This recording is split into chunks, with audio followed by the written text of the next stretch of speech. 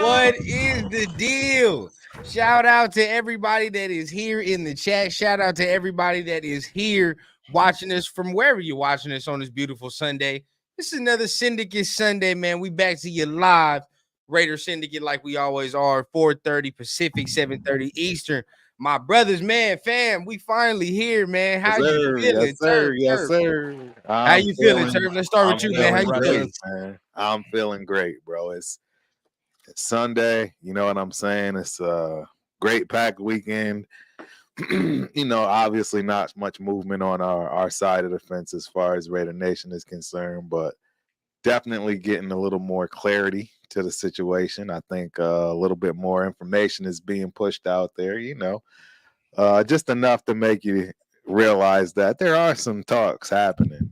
There's some things going on behind the scenes, and you better believe they still trying to get this kid, Jayden Daniels. So man, we got a lot to talk about it now. We're gonna talk about it for sure. Yes, sir. But my guy Chris, man, how you feeling in the building? How you feeling, man? What's up, fellas? How y'all doing, man? I'm good as usual, man. Glad to be here with my brothers. Wouldn't want to be nowhere else, man. Syndicate Sunday. You know what we about to do? We about to call some waves. You know what I'm saying? We about to talk our talk, man. Shout out to everybody that's in the chat. Shield Squad, everybody, man. Let's get it. Thanks for all the support, man. So we, as you can see, we missing one of our brothers, man. Leo, he gonna be here in a little second, man. He handling some business. He got some cool shit to show you when he does come. All right. So, yeah, I'm about to say, hey, I'd rather be where he at, man. I'm already mad about it. Yeah, I already told him I hate him today. I'm jealous. Rich Gannon was my dog. So he gonna have to run down. I don't think Rundown had a chance to even see Rich Gannon, man. Not like that, but when my pops come in here, you know what I mean? He probably gonna tell you the same thing. That boy used to dot some things up, man. Yeah, he was carving them up for us back in the day. Yep. So on the docket today, man, like we always say, make sure you guys are paying your shield tax on Sundays, man. Pay the shield tax. Hit the thumbs up. All right. In order for us to go ahead and stay live, continue to answer questions, continue to chat with y'all, man. Go ahead and hit the thumbs up, man. That's the beautiful part of Sunday, man. We always try to interact with the fans, interact with y'all, man, because without y'all, the show don't go. So on the docket, like I said, Leo coming a little later. We got Papa Rundown, should be in the building pretty shortly. So he gonna come on here, right? And we just gonna talk some good Raider ball. But y'all know how we do, man. Always, before we get everything started, gotta go ahead and get the roll call in. You know the chat lives matter, and the chat was jumping before we even popped on. Yeah. So, yes, sir.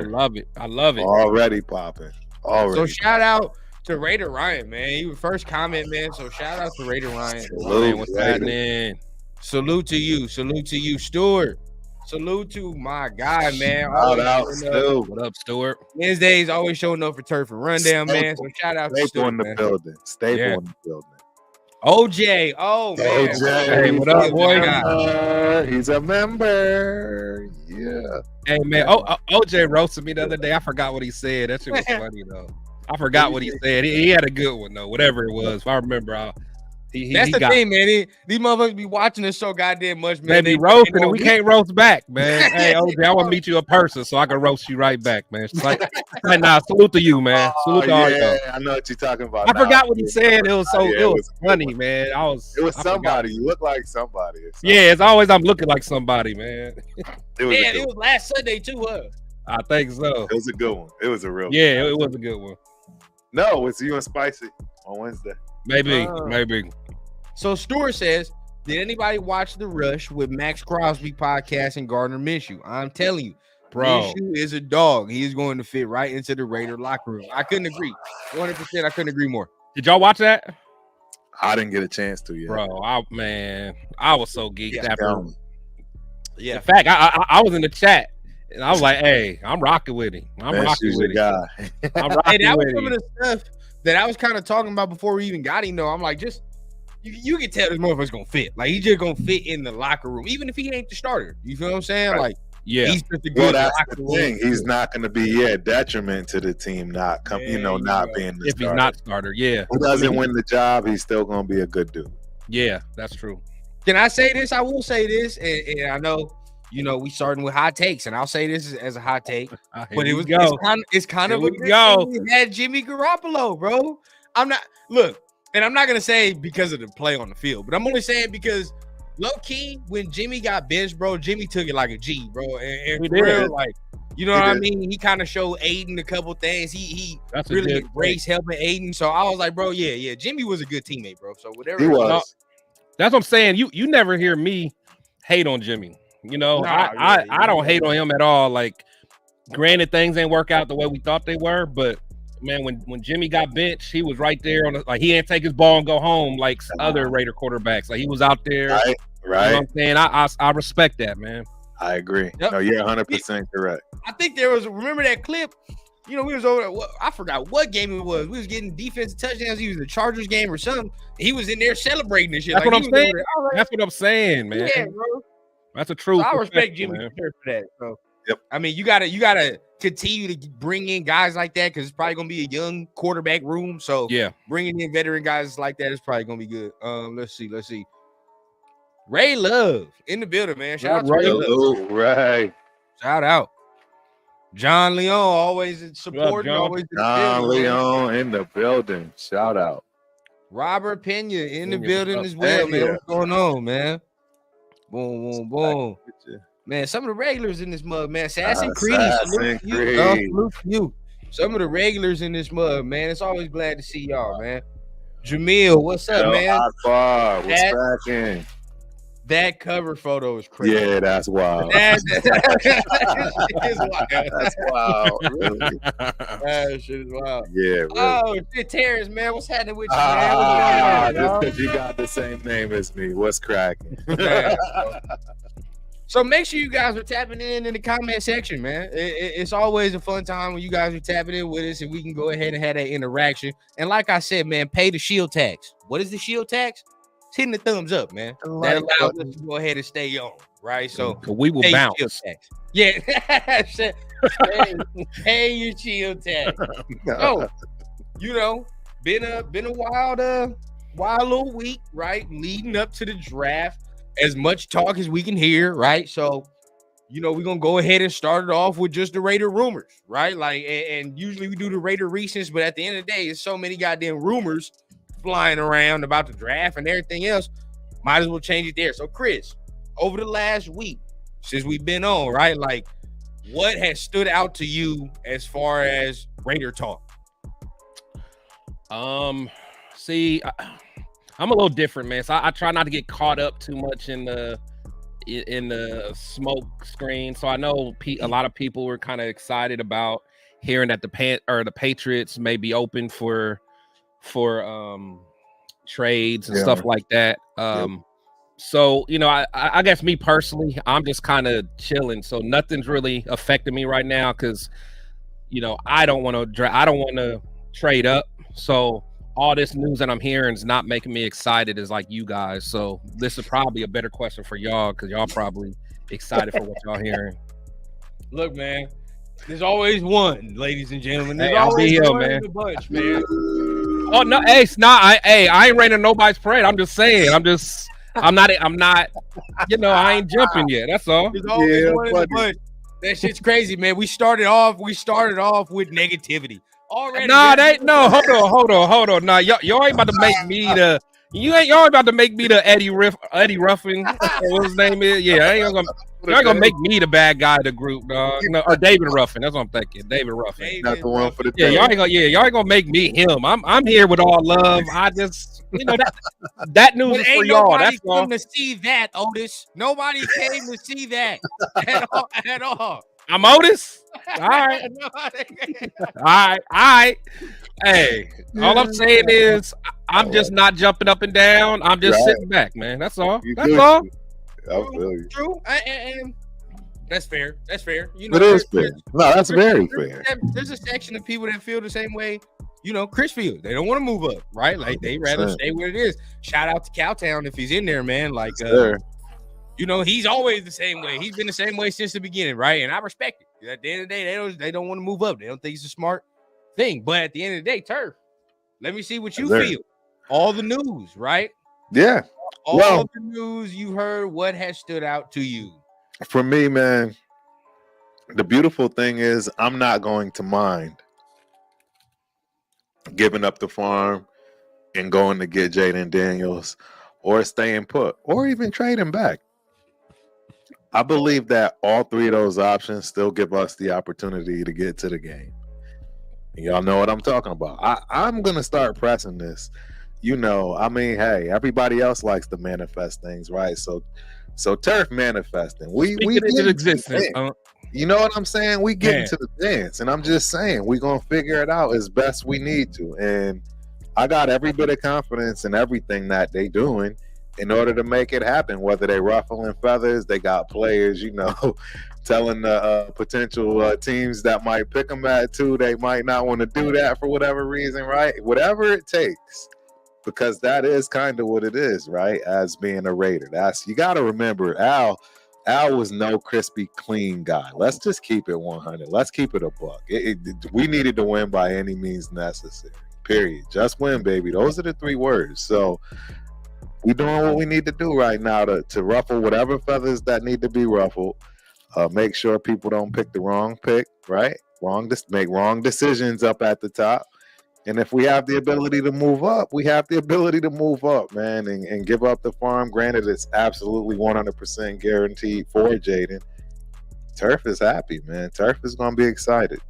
I mean, either way, I'm going. And the beautiful thing about it is, we will be right there, front and center, live. For this particular situation, because I don't know about y'all. There are only a couple of other quarterbacks I see within the next 3 to 5 years that I'm drooling over. So. Pause. With that, no, pause. But you know what I'm saying? So with that being said, I mean, if there is a year to go go all in, man, it's too much of this pausing going on right now. Yeah. It's time. You know what I'm saying? It's straight up time right now, because I don't think we're gonna see another fleet of quarterbacks like this maybe in our lifetime. I know I may be exaggerating, right? Who knows? But all I can say is name. Hold on. Yeah. You know me. I always gotta be the one. Okay, hey, I'll be David Ruffin here. You always talk about how all these quarterbacks, but y'all don't like that many of these quarterbacks. Right. You want to run down like one. No, I like way more than one. I just like one as the one scenarios. Draft that number one. I like Penix. I like Penix. I love Jordan. I'll take Penix. Okay, that's fair. I'm just saying, but like we can't act like this is like the best quarterback class ever, and especially rundown now. No, okay, look. Now here's time to defend myself. All right, go ahead. I've said, I'll be listening. No, and y'all can correct me if I'm bugging, because I be on here, right? And I be saying what I say. I'm always gonna stand. I have said it from the jump. I have always wanted to move up, because after this motherfucking year, what are we looking at? Who the fuck are we looking at? Shador? Right. We got to be shitty next year to get him. Exactly, and that's not gonna happen. It doesn't. It's not realistic. We probably really gonna have to give up 3 first-round picks. Who else? What the fuck we like? Quinn Ewers? Who else? Jalen Milroe? That's who the fuck that's the savior. You know what I'm saying? Hey, but hold on. Just devil's advocate. Okay. Who thought Jayden was going to bounce back and come out like this? Because he's had 2 years there. So, but it wasn't like it was crazy. You know what I'm saying? Well, you can go to his first year at LSU. And let's stop that narrative too, folks. He's had 2 good years at LSU. Right. But I'm just saying. But I'm just saying, like going into this year, did you think he would be like a top 3 pick? No, nothing like that. That's what I'm saying. Like at the end of the day, not a top 3. I'm talking about just the whole connection too, though. Still, we're not gonna have that either. I feel you. I feel you. It's different. You got a quarterback and you're trying to. This dude is gonna be the face of the franchise. You know what I'm saying? Like it's a whole. Hey man, the chat going in on me. Hey, I can't wait to meet y'all. I'm gonna roast all y'all. I'm making y'all stand in a row. I'm roasting every last one of y'all. Man. I'm not paying Assassin's Creed, all y'all. Coop Kev. What's happening? I'm not even. I haven't even. Coop Kev said I ain't David Ruffin. I'm more like Lou Rawls. Hey. Hey, don't let me meet y'all in person. I'm roasting every last one of y'all. That's a flagrant. That's funny though. That is funny. My pops like Lou Rawls. I ain't gonna lie. But but after this year, bro, it's like what are we looking at? You know what I mean? Right. Really, realistically, and just we talking about somebody you trust to be the face of the organization. I mean, shit, the coach trusts him. Who else? Like, what else are we gonna do? You know what I'm saying? After this year, as it progresses, and at the same time, I'm not just gonna be the guy. It's like I don't just want Jayden just to feel vindicated on my fucking channel. Like I actually feel like if we get this dude, he can actually be good. It. You know what I'm saying? Like he's actually going to be good. I thought the same thing with CJ last year. I was like, yeah, bro, if we get him, it's different. So we'll see. But we always talk about quarterbacks and fits, and fit is the real most important thing for a quarterback, for real. That's true. Where you go, where you land, how the organization is around you. Right. This is the time, bro. Find it. It all clicked for me. No, I respect that. I just it makes sense. It's just whenever y'all be talking about Cause we all talk all day, every day. So I'm like, wait a minute, Turf. I ain't gonna let you just sit here and act like this is the class that Elway came out of. Like, you know what, bro? Let's just wait for Arch Manning, man. Yo, that's the only other dude, bro. That's are y'all serious? You ain't serious. Run down trolling. He trolling. Yeah, he's are you serious, Turf? No, Arch Manning, man. What I'm saying is we're never gonna be that bad, but that's as far out as we looking at as the next potential future quarterback. That's it. Who else you see out there? Name what other? There is actually this one kid that my guy just sent me. There's this kid out here in Texas. Obviously, it's Texas. I'll tell you who I like that Rundown don't like. Who? I think my boy from Georgia gonna ball this year. I'm telling you, I like exactly Turf. My exact reaction. Exact reaction. I don't even remember. I like Beck, man. I like what I saw from him. Yeah, he was a what? What is he? He was a freshman last year. Sophomore? I thought he was a sophomore. Yeah, I thought he was a sophomore. Hey, I think he's gonna take a step up, but I could be wrong. I can't see it. I can't. I mean, I saw him last year, and he didn't even look like Stetson Bennett last year. Stetson Bennett had that motherfucker rolling. He was 84 years old though. Yeah. Hey, man, bro, that motherfucker, he had that bitch rolling at peak efficiency. That shit was peak efficiency. Regardless of it though. Let's see what old buddy does. Yeah, it's gonna be interesting. Look, next year, right? Like, who are you even? Shador, the only one I for real saw some shit last year, and I was like, okay, bro, that could be an NFL dude all day. Talk about Jalen Milroe. Thank you, Rudy. Jalen Milroe is. Oh nah, he ain't it. Nah, I want no. Thank you. I want no parts of that. Right. And all right, who else we talking about? Quinn Ewers. Crazy. Irv can tell me about Quinn Ewers. Yeah, of course. You already know. Ready, bro. The Quinn Ewers is NFL ready. Like, that's all I'm saying, bro. Next year, ain't no hope. Ain't no fun. Like, to me, I don't know, man. Right now, let the guys get a chance to get their last little year of development in, man. That's all I'm saying. Bro, you really honestly think that next year's class could mess with this year's class? No, I ain't even saying that. The thing is, I like this class, but I really like this class more than you, for real, Turf. Really. Cause you gotta think, I don't hate Bo Nix. I don't hate Bo Nix. No, I don't hate Drake May, and I can't stand. That's what I'm saying. Like I don't hate them dudes. Y'all hate them. So no. I technically like this class. I don't hate Drake May. I just think he's the traditional. I don't like Bo Nix. Neither one of y'all do. And Bo Nix. But you don't like Drake May either. I don't. No, I like Drake. That's what I'm saying. That's what I'm saying, bro. I take Caleb over him. I take Penix over him. I would take Rattler over him. I take Jordan over him. Oh, and that's different. Over who? We like Rattler. You don't like Rattler. Over Bo Nix. I don't like Rattler. Over Bo Nix. But I like Jordan Travis more than y'all. You just stand there, go and cancel it out right there.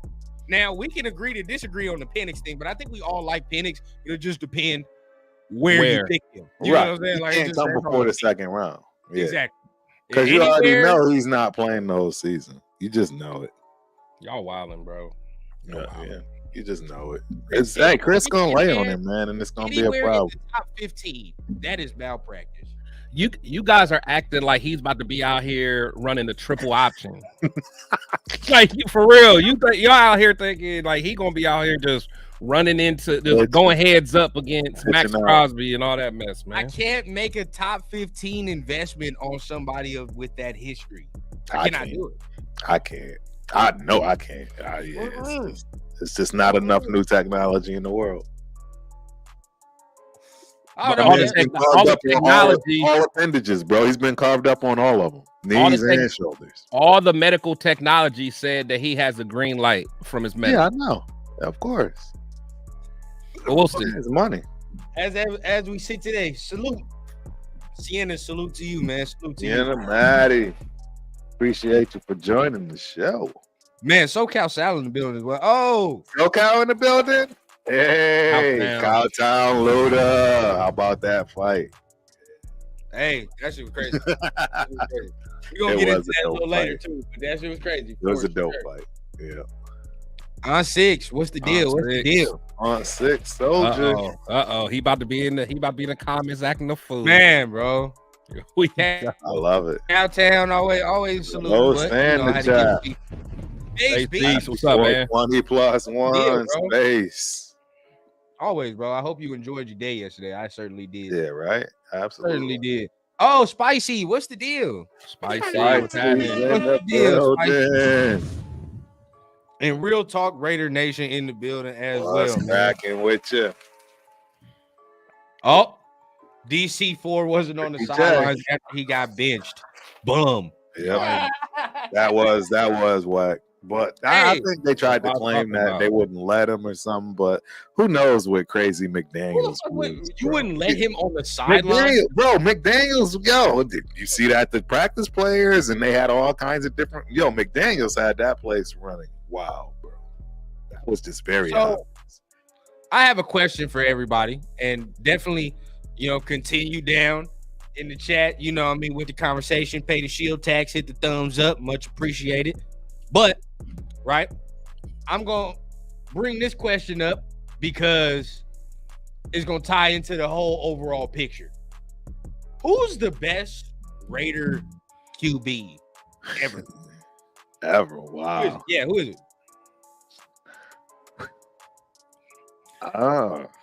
It's going to tie into the overall theme a little later. But, let's go ahead. Chris, let me know. Who's the best Raider QB in your eyes? I mean, the thing is, it's all about what you've seen. You know what I'm saying? If I go by just history, I'm saying Stabler, but I ain't have a chance to really watch Stabler. I ain't have a chance to really enjoy Stabler. But the best Raider quarterback that I've seen since I've been living was Rich Gannon. But I mean, if I have to go with history, I mean, it's Stabler all day, but again, I didn't get it. I didn't get a chance to enjoy him. Pause. No Diddy. Shit. Craziness. Hey, all right, Turf. From your perspective, I mean, best Raider QB ever. You gotta, you know what I'm saying? If you're gonna go with history, I think it's a unanimous Stabler. Yeah.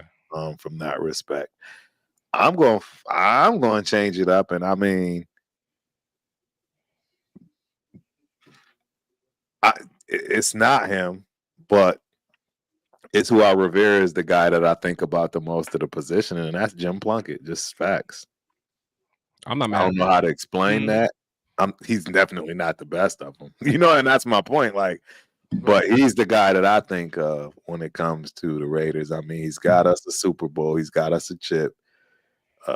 We only got 3, right? You know what I'm saying? Who got us the other 2? Stabler got 1, right? Who got all the chips? Well, Stabler got 1, Plunkett got 2, right? Yeah, that's what it is. Plunkett has 2. Yeah.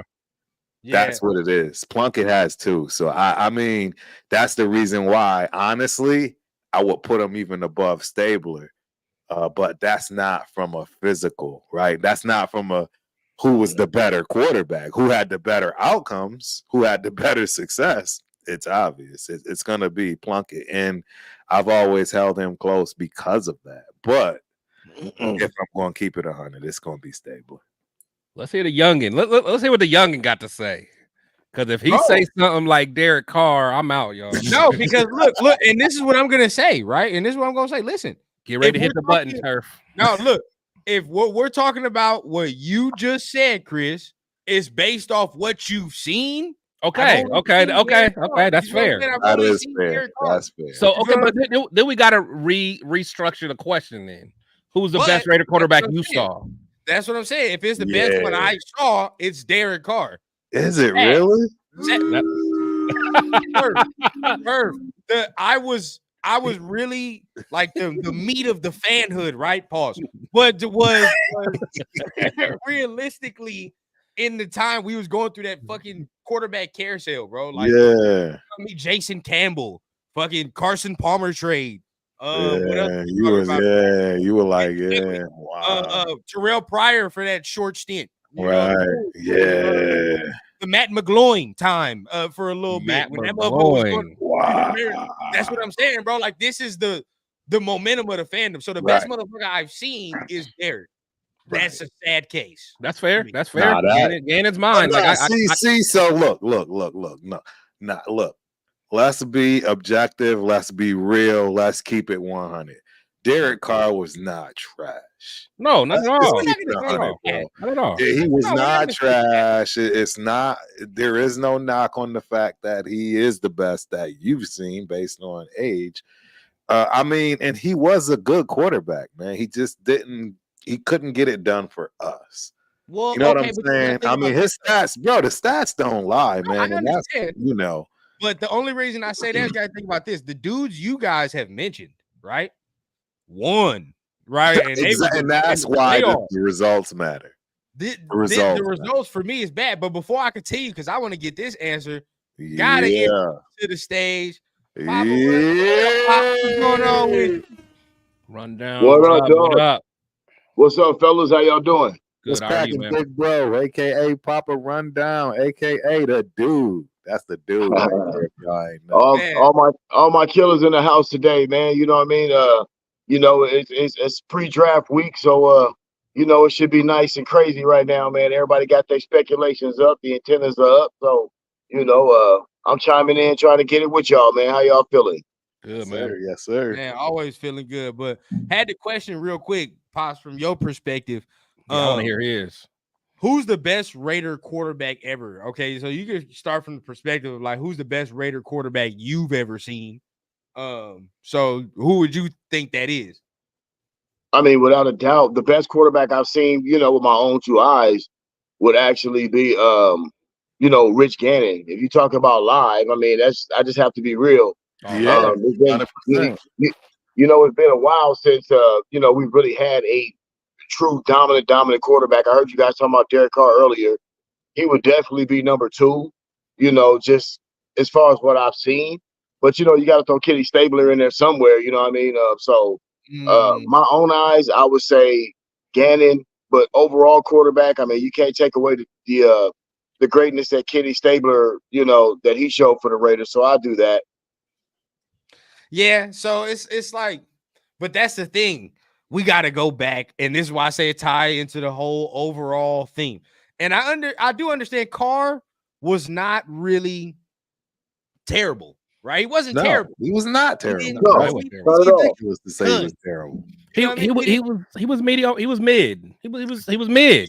Bro, I wouldn't even say that. I would say he was actually above mid until he got hurt. I would too. I'd say he was above mid. 2016 Carr was nice. 2016 Carr was nice. Hey, y'all gotta put a little respect on him, bro. Okay, look. Let's do it like this. He was 6 out of 10. He didn't have an offense either. They didn't build that. That's back when the organization was. That's what I'm saying. And the offense was the cheapest of the game. Like our defense was probably ridiculously overspent. I mean, would you say you give Derek Carr 6 out of 10? I would give him a 7 out of 10 minimum. 7 out of 10. I might have given him a 7. I'm giving him a 7 out of 10. Never mind, man. I was about to say Turf. No, I'm about to say we know how Turf's grading scale is. So I'm like, man, I ain't even fooling with Turf today, bro. I ain't fooling with Turf today, man. 7 is cool. Turf ain't about to get me off my square, man. I give him a 6.5. Just based off legacy, I'm gonna give him a solid 7, bro. Carr, solid 7. The numbers, see what I'm saying? See what I'm saying? Don't lie, bro. The numbers don't. The numbers don't lie. Arguably, there is no arguably. He is the best statistically that we've ever had, whether you like that or not. Whether you like it or not. So that's what I'm trying to say. What are y'all like? If we gonna keep it a buck, you know what I'm saying? Who has like? Where are we going to go with it? Are we going to go by success? Are we going to go by success? You know what? I'm not doing this today. He has the longest tenure. Why we have to, Chris? I'm not doing this, man. The people came to see, dog. Nah, no, they ain't come here for no Derek Carr talk, bro. Yeah, I'm not. Y'all ain't baiting me in, bro. Y'all ain't baiting me in. Only reason I brought that up is to say, in the red zone. Do you see how far we have to go back to fucking talk about this? We have to finally get some answers, bro. And there's no wonder that why certain teams, i.e. us sometimes, is always picking at the top of the fucking draft is because, number one, we don't fucking draft right. And number two, we ain't really had a solution at the position. I mean, now you can say Derek, but after 2016 and that decline started to fucking happen, bro, we were stuck in purgatory at that point, to me. Right. So it's like we're not getting no better. We're not getting no. We just here. You know what I mean? And, Well, and by I the mean, time we it's had not, but it wasn't like they didn't try. Again, right? Jamarcus Russell was a try. That was a reach. That was long. That was long, bro. But I'm saying they did try some things and it just didn't work out. Troll. Yeah. Listen, I agree. It has been a long time, far in between as far as us having an effective quarterback. And just real quick, everything wasn't Derek Carr's fault. No. We'll go back and say everything wasn't his fault. He probably could have been better if he had the infrastructure around him, to be better. So that's one. But pinging onto the draft real quick, I heard y'all talking before I got on.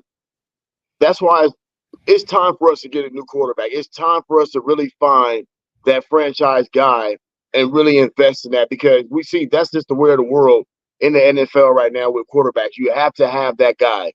And it's been so long since we've had anyone close to a caliber of a winning quarterback consistently, playmaking quarterback, So if this draft offers that with these quarterbacks, then yeah, we need to be aggressive. And like you guys have heard me say already that I'm definitely on that Michael Penix train. Although I've heard last week, the Patriots situation, maybe they're open for business. Jayden Daniels not really feeling Washington like that.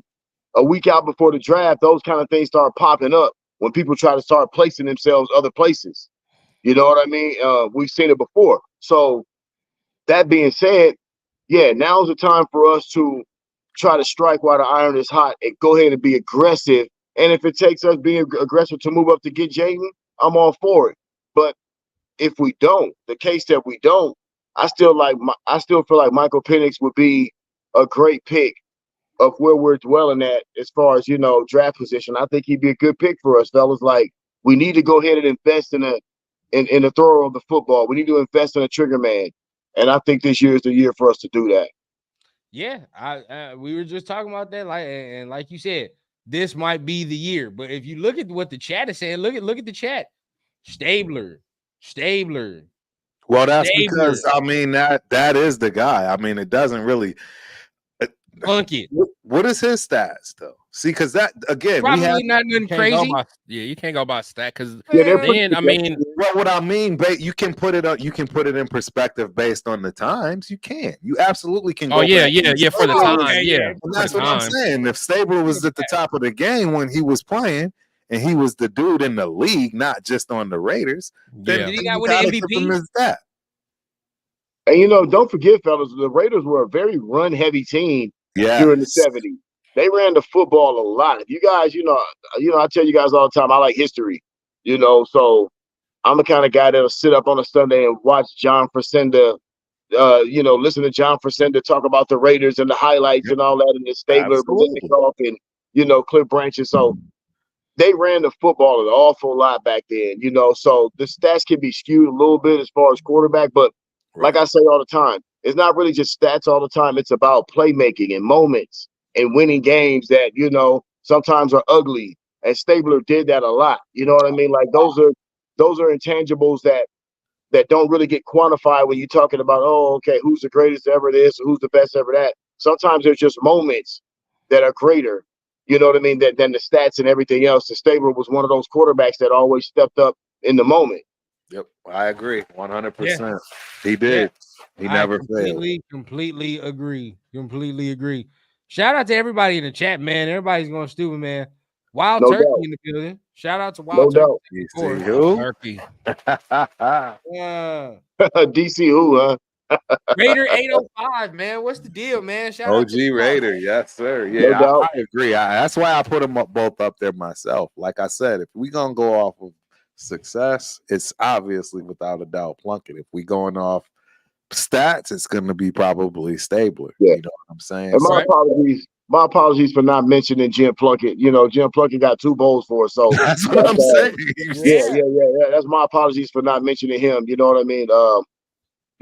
He gets talked about, but it's kind of funny. Sometimes he don't get talked about as a Raider quarterback. He'll kind of get the greatest. True. In between Derek Carr and Ken Stabler. So yeah, much love to Jim Plunkett, man. That's what I say, man. Yeah, the truth. I mean, the facts don't. I mean, he just wasn't as talented quarterback as the other ones. That's just facts. You know what I mean? So, but he definitely won us more than anything else. So, or anybody. Oh, this is a great question. I like it, bro. Aunt Appreciate Six. you, I like it, Aunt Six. Great fucking question. Hey, let's get this party started now. Yeah, All right. hey, Let's take the training wheels off. Let's go. Break the seal, bro. He was the first one to break the seal. So we already in, right? Hit the super chats, right? We trying to answer some questions and pay your shield tax, man. Pay your shield tax. Hit the thumbs button. Hit the thumbs up. Going strong. Okay, so I like this. Let's Who gonna kick it off? Who gonna kick it off? Let's start with Pops, because I think this is something I really want to hear from him, right? Top 5 players you don't want to see the Raiders draft on Thursday in the first round. First round, probably, right? On 6, probably first round. What do you say? First off, I'll say I don't want Bo Nix. That's number one for me. Yeah. I don't want Bo Nix. Bo Nix doesn't feel like a Raider at all to me. Second of all, at this point, it's kind of hard to say guys that I don't want. You know what I mean? Like, outside of quarterback, because where we are, there are going to be some talented guys that I think that'll be able to help a franchise. You know what I mean? In any one of those positions. So I don't want. I'll put it this way: I don't want Bo Nix, but after that, I don't want us to just go out and say, "Hey, okay, let's get Terry Arnold." I think there's, and that nothing's wrong with him as far as a player, but I just feel like we need to get someone more impactful. You know what I mean? Towards the line of scrimmage, if we're going to do that, if we don't get a quarterback. So, I don't want to see Bo Nix. I don't want to see Terry Arnold that early. And after that, provided where we're picking, I think it's a great, talent there, So really those are just kind of like 2 for me. You know what I mean? I don't want to see. I don't want the cornerback position taken too early right now. That's how I look at it. And outside of Bo Nix. So I'll just kind of leave it there for me. I go ahead, give you some. No, I agree. No Bo Nix. Keep me the fuck away from JC Latham. I don't want him. I don't want Terrion Arnold. I give you that one. I don't want him either. At this point now, stay away from Tavondre Sweat. Don't take that. I'm straight off that now. Oh yeah, he ain't gonna be nowhere near the first. He ain't gonna be nowhere near the first. And please, for the love of God, don't even mention Tyler Guyton's name anywhere. Really? You don't like Tyler? No, I don't like Tyler Guyton. I don't fucking like Tyler Guyton. I might want to. I want to pick your brain on that. I don't know why. It's a lot of potential there with Guyton. Yeah, I'm mad at Guyton. I like Mims better, bro. Like, if we're gonna talk about potential, I'm rocking with Mims, and that's the dude from Georgia. That dude is young and he's 6'5", 3 something, bro. Like, I'm straight with that. You feel what I'm saying? But I don't know. Guyton, Guyton is alright to me. But that's just me. That's my 5. I'll go. Go ahead. So me, it's I'm only gonna give you 2 people. So really, everybody know I don't want no parts of JJ. So everybody know that. Everybody know no parts of JJ. I don't want no cornerbacks, and I want no receivers. That's my list. At all? In the first round. None. Okay, in the first round. Okay. Yeah. No, now if we were going like the whole draft, the main 2 people I don't want is JJ, and I don't want Joe Milton. Don't want those guys. But yeah. I don't want no corners in the first round and no receivers in the first round. Hell no. Yeah, I agree. Where I'm at. I definitely agree. So you down on McCarthy, huh? You rather have Bo Nix than McCarthy? Oh yes. I don't know at that point. I'll take the upside of McCarthy. Yeah, bro. If that's our solutions right there, bro, you might as well go somewhere else. That's right. We might as well wait the next year, man. Yeah, bro. Next year it is. Quinn Ewers is. I feel like McCarthy will have a little bit more, but not a little bit. But I think he probably has a lot more upside than Bo Nix does. You know what I mean? I think McCarthy get me a little more excited than Bo Nix. Because you can kind of still, you can kind of mold him a little bit. You know what I mean? He's still a young guy.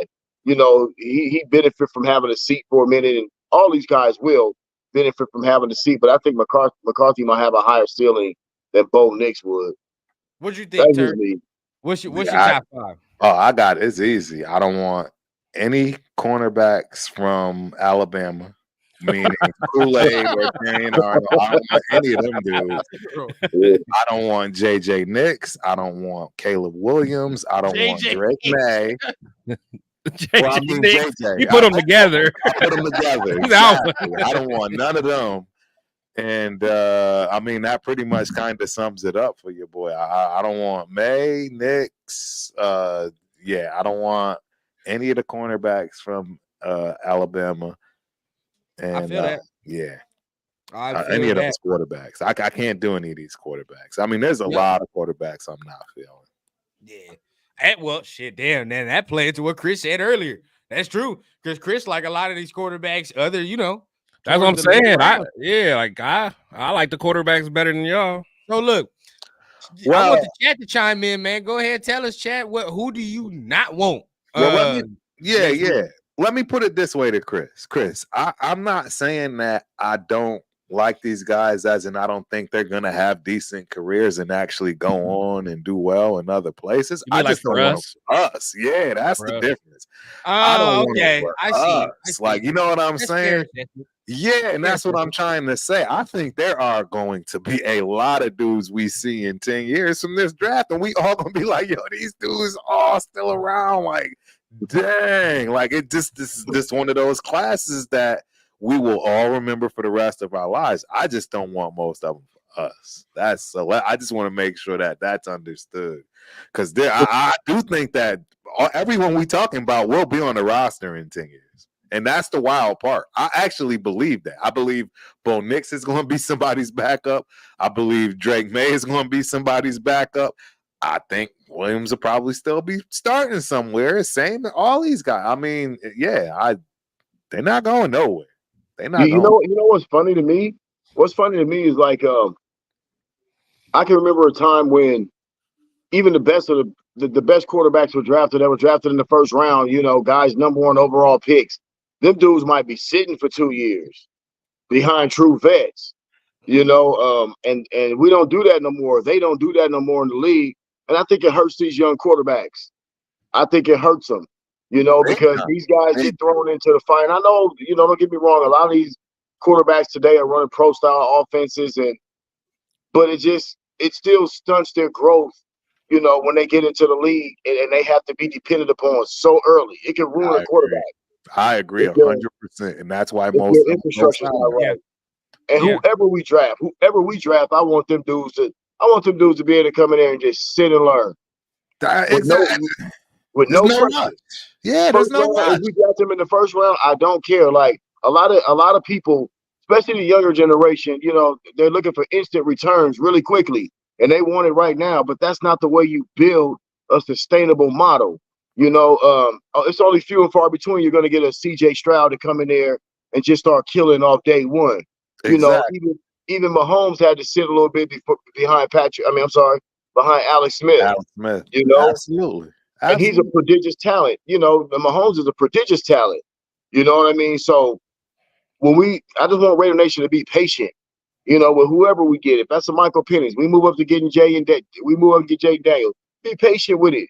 Yep. You know what I mean? That's like the Christmas present that you can have this Christmas and next Christmas. You know what I mean? Exactly.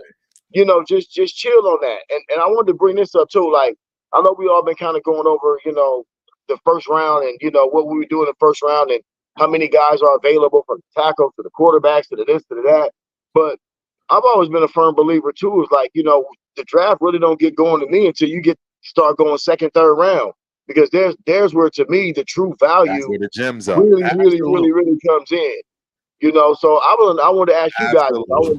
I wanted to pose this to you guys. What do you guys see, you know, beyond round 1? You know what I mean? Like, you know, how are you thinking about building out the rest of this roster? Because sometimes we get so caught up in what we're going to do with the first pick. Like it's just going to change the franchise, you know, instantly. And that never really happens. Nah. So what do we do with the rest of the depth of this draft? You know what I mean? Where y'all going in the second round? Where y'all going in the third round? You know, how y'all feel about that? Well, hey, the guys can tell you, I've constantly always stated that this is the deepest draft at all positions that we've ever seen. So, trust me, I've always constantly said, what did I say that we will be getting in the second, third, and fourth rounds, what will we be getting? Starters. Salute Raiders resistance, man. You know what I'm saying? Like, so that Yeah. is the mindset. There is no, and that's why there is really no reason to give everything up unless it's a Jayden Daniels. And of course, big bro, I'm trying to sit him. We got to get your son right. You know what I'm saying? I got to get my nephew right. But because we just want to get him and just throw him out there. We good. Yeah, it's like, bro, I'm with. Hey, Rundown. I'm with you. I don't want that, bro. I don't want that at all. I think that would be the worst decision we could do. But I already know it will happen. It's not about what I want. It's about what's going to happen. Thank you. We get him. They're going to put him out there. No, I agree. They may wait, though. You know what I'm saying? Hey, big bro, they may wait. They may wait, Papa Rundown. They may wait. But I doubt it. If they wait, I'm going off the trend of the NFL, and the trend is if you are going to trade. No, I agree with you. Trade everything to go get a guy that's not ready to play now. That's wild. You're gonna play. Wow. No, I agree. But fellas, listen, that might not just be necessarily an indictment on the kid, right? Especially remember when you already got in-house guys. I mean, seeing that Aiden doesn't get traded, seeing that you got Gardner Minshew. There's no rush. You know what I mean? Like, and AP's an old school dude. Y'all know that. AP's old school, man. Just like and look at Tom Telesco. They had Justin Herbert. It took Tyrod Taylor getting hurt for him to get thrown in there. You know what I mean? Like, you just don't have to go out there and tell a kid, That is true. Be a savior. You don't need to do that. You know what I mean? Because you're trying to build this kid's psyche the right way. Like, believe in the rest of the team. We already got a great infrastructure within the team already. We shown we can win even without any quarterback. We don't even have a quarterback. We haven't even drafted one yet. And I'm gonna let Chris go ahead and go before I say what I gotta say. But Chris, go ahead. Nah, go ahead, man. Go ahead. Yeah, I'm gonna shoot it down like this right here. I'm gonna shoot it down for him like this, Chris. If we get Jayden, there's no way Aiden O'Connell can take another starting snap. It can't happen. Exactly. Because I just don't understand why. Like, when do we go to this? When do we go to this philosophy? Why do we have this philosophy now? I don't get it. What do you mean now? If you trade because to get him, you're giving up the farm. You're giving up the farm. For one thing, why would we give up the farm for somebody that can't already beat who you have on the roster? Well, because it's not that. It's just because they're a rookie. See, that's, again, like I've said, when it comes to this specific position, we're talking about the quarterback, where there has never, ever been a rookie ever on the planet Earth that has won a Super Bowl. I don't even know if they've sniffed. Why are we even saying that? That's the purpose. I'm just trying to say to you, because that's the purpose. Then why don't we roll with our bridge quarterback in? If that's the case. You don't know what is? No, I'm saying that why don't we just roll with our bridge quarterback if that's the case? I don't disagree with that. When you guys make this type of argument here, it sounds like panic to me, right? You don't need to. There's no reason for you to take it. There's no reason for you to say, okay, just because we traded up to get you, we need to stick you out there right now. What about physical development, mental development? All he needs 10 to 15 pounds minimum. It's not panic. He needs 15 pounds minimum, bro. Y'all want to go out there. You want Jayden to go out there and get broke up. This is why they don't be listening. This is what y'all need to understand. What Chris and I are saying. We are saying you're trading 3, whatever, probably first-round picks to get this man. Aiden O'Connell is still young enough to a point. If he has a good season before this man takes a snap, you know how our fans are and how shit gets. Now all of a sudden we're talking about, okay, we don't need to play this man. Aiden O'Connell is young enough to still be the dude. Let's put it like that. For 10 years. So you know what you just said? Why the fuck would we trade 3 first-round picks for a dude if Jayden O'Connell can still do that? It makes you think, right? No, but I'm saying if they trade the 3 first-round picks, that basically tells you this is the dude. Aiden O'Connell is now to the forefront. The only guy that can start in front of Jayden at this point is Gardner. Now, if you tell me Gardner started for a year, sure. But Aiden O'Connell, that picture is over. If you get Jayden, I'm telling you right now, I think personally, whoever starts this year, it's over. Thank you. That is my personal, because there's just everything in place. I don't. Thank you, Charles. And that goes even for the rookie that comes in. Now, can the rookie go and win it? And that's going to be the problem, I think. And that's where we'll all be boohooing and crying, saying, well. Exactly. So why go? Okay, then. Okay. So why do this at all? Exactly, Chris. That's what I'm saying.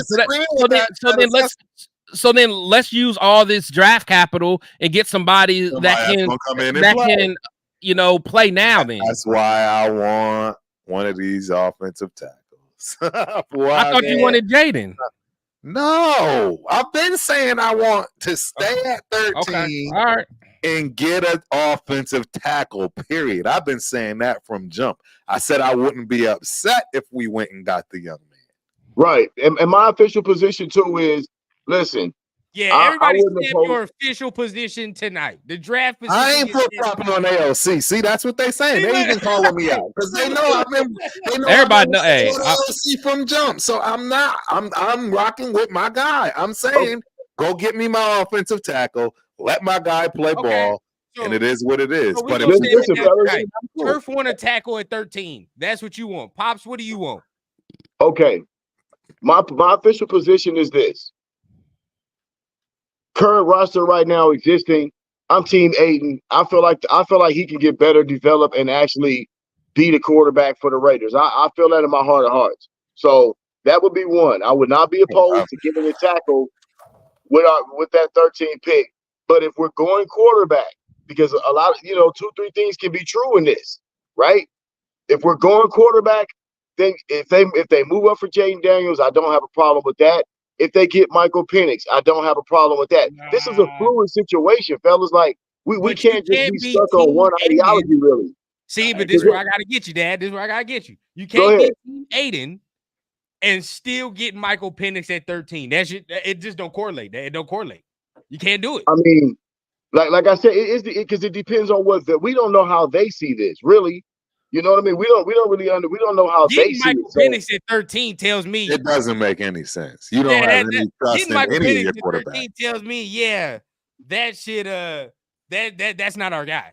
It doesn't make sense. We have a team that can win right now. I'm not going to lie. Now, this is where I disagree with anybody picking the quarterback at 13 because you know that we have a team that can win right now.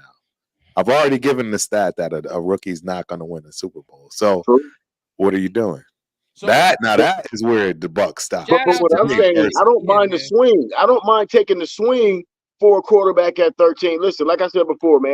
You gonna swing? You gotta swing. You gotta swing, big bro. You gotta swing. That's what I'm saying. But you know what? Like I said, we all know that Michael Penix has above average talent when it comes to throwing the football. We all know that. Like I said, I've compared him to Warren Moon.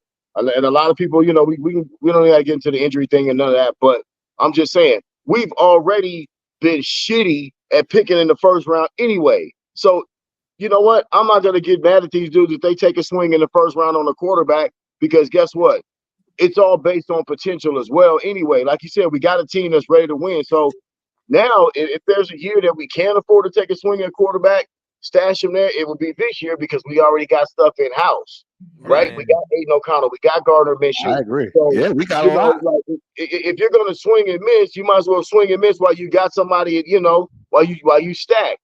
That's my only thing with that. But like I said, if we did get a tackle, I'm not going to be upset there as well because then that means they got confidence in the two guys going forward. Well, I don't want no Spencer Rattler. What you guys are saying, but at the end of the day, just sometimes it sounds like cutting your nose to spite your face a little bit. But shout out to On Six.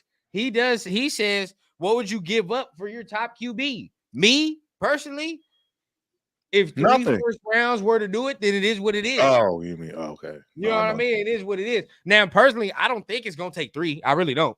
I think it might take, it might take 2. But at 3. You don't think it's going to take 3 at the number 2? It's going to take 3.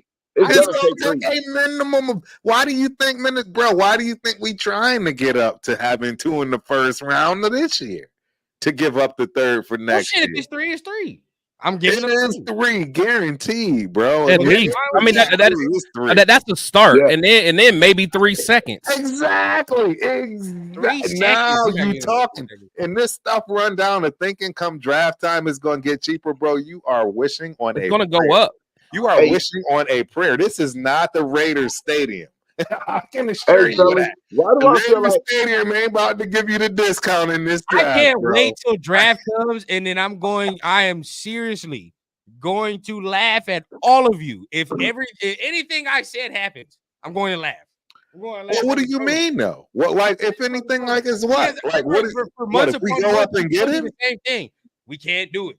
There's no way. We can't No, grab nobody's saying we can't do it and there's no way. What we're saying is it doesn't make sense. And they may do something that doesn't make sense. It won't be the first or the last time they do something that doesn't make sense. It's the Raiders, bro. We have been at the bottom of the barrel for front office organization. And that's, again, it's like we just immediately forget about all of these last 20 plus years overnight and just think, oh, this pick is going to change everything. The world, Thank I don't you. understand. Yeah, the work still has to be done. Things still have to gel. Guys still have to make it happen.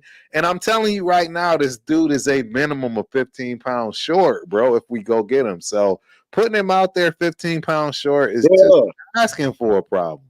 It's like, for a problem. That's been, that's the talk that kind of drives me crazy, with Raider Nation, is because we were talking about when the season ended, we were excited because of what we saw from this prior team, this prior season. Now everybody's acting like this draft is what's going to make or like.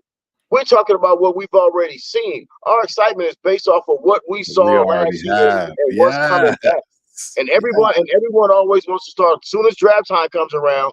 The draft is the make or break everything for everybody. That's why I keep talking about infrastructure. We already have an infrastructure there, fellas. What we trying to do now is just add on. But see, okay, but look, let me interject before y'all, because I can see it's about to turn into the OG chalkboard lesson right now. That's what it's about to turn into. You see what I'm saying?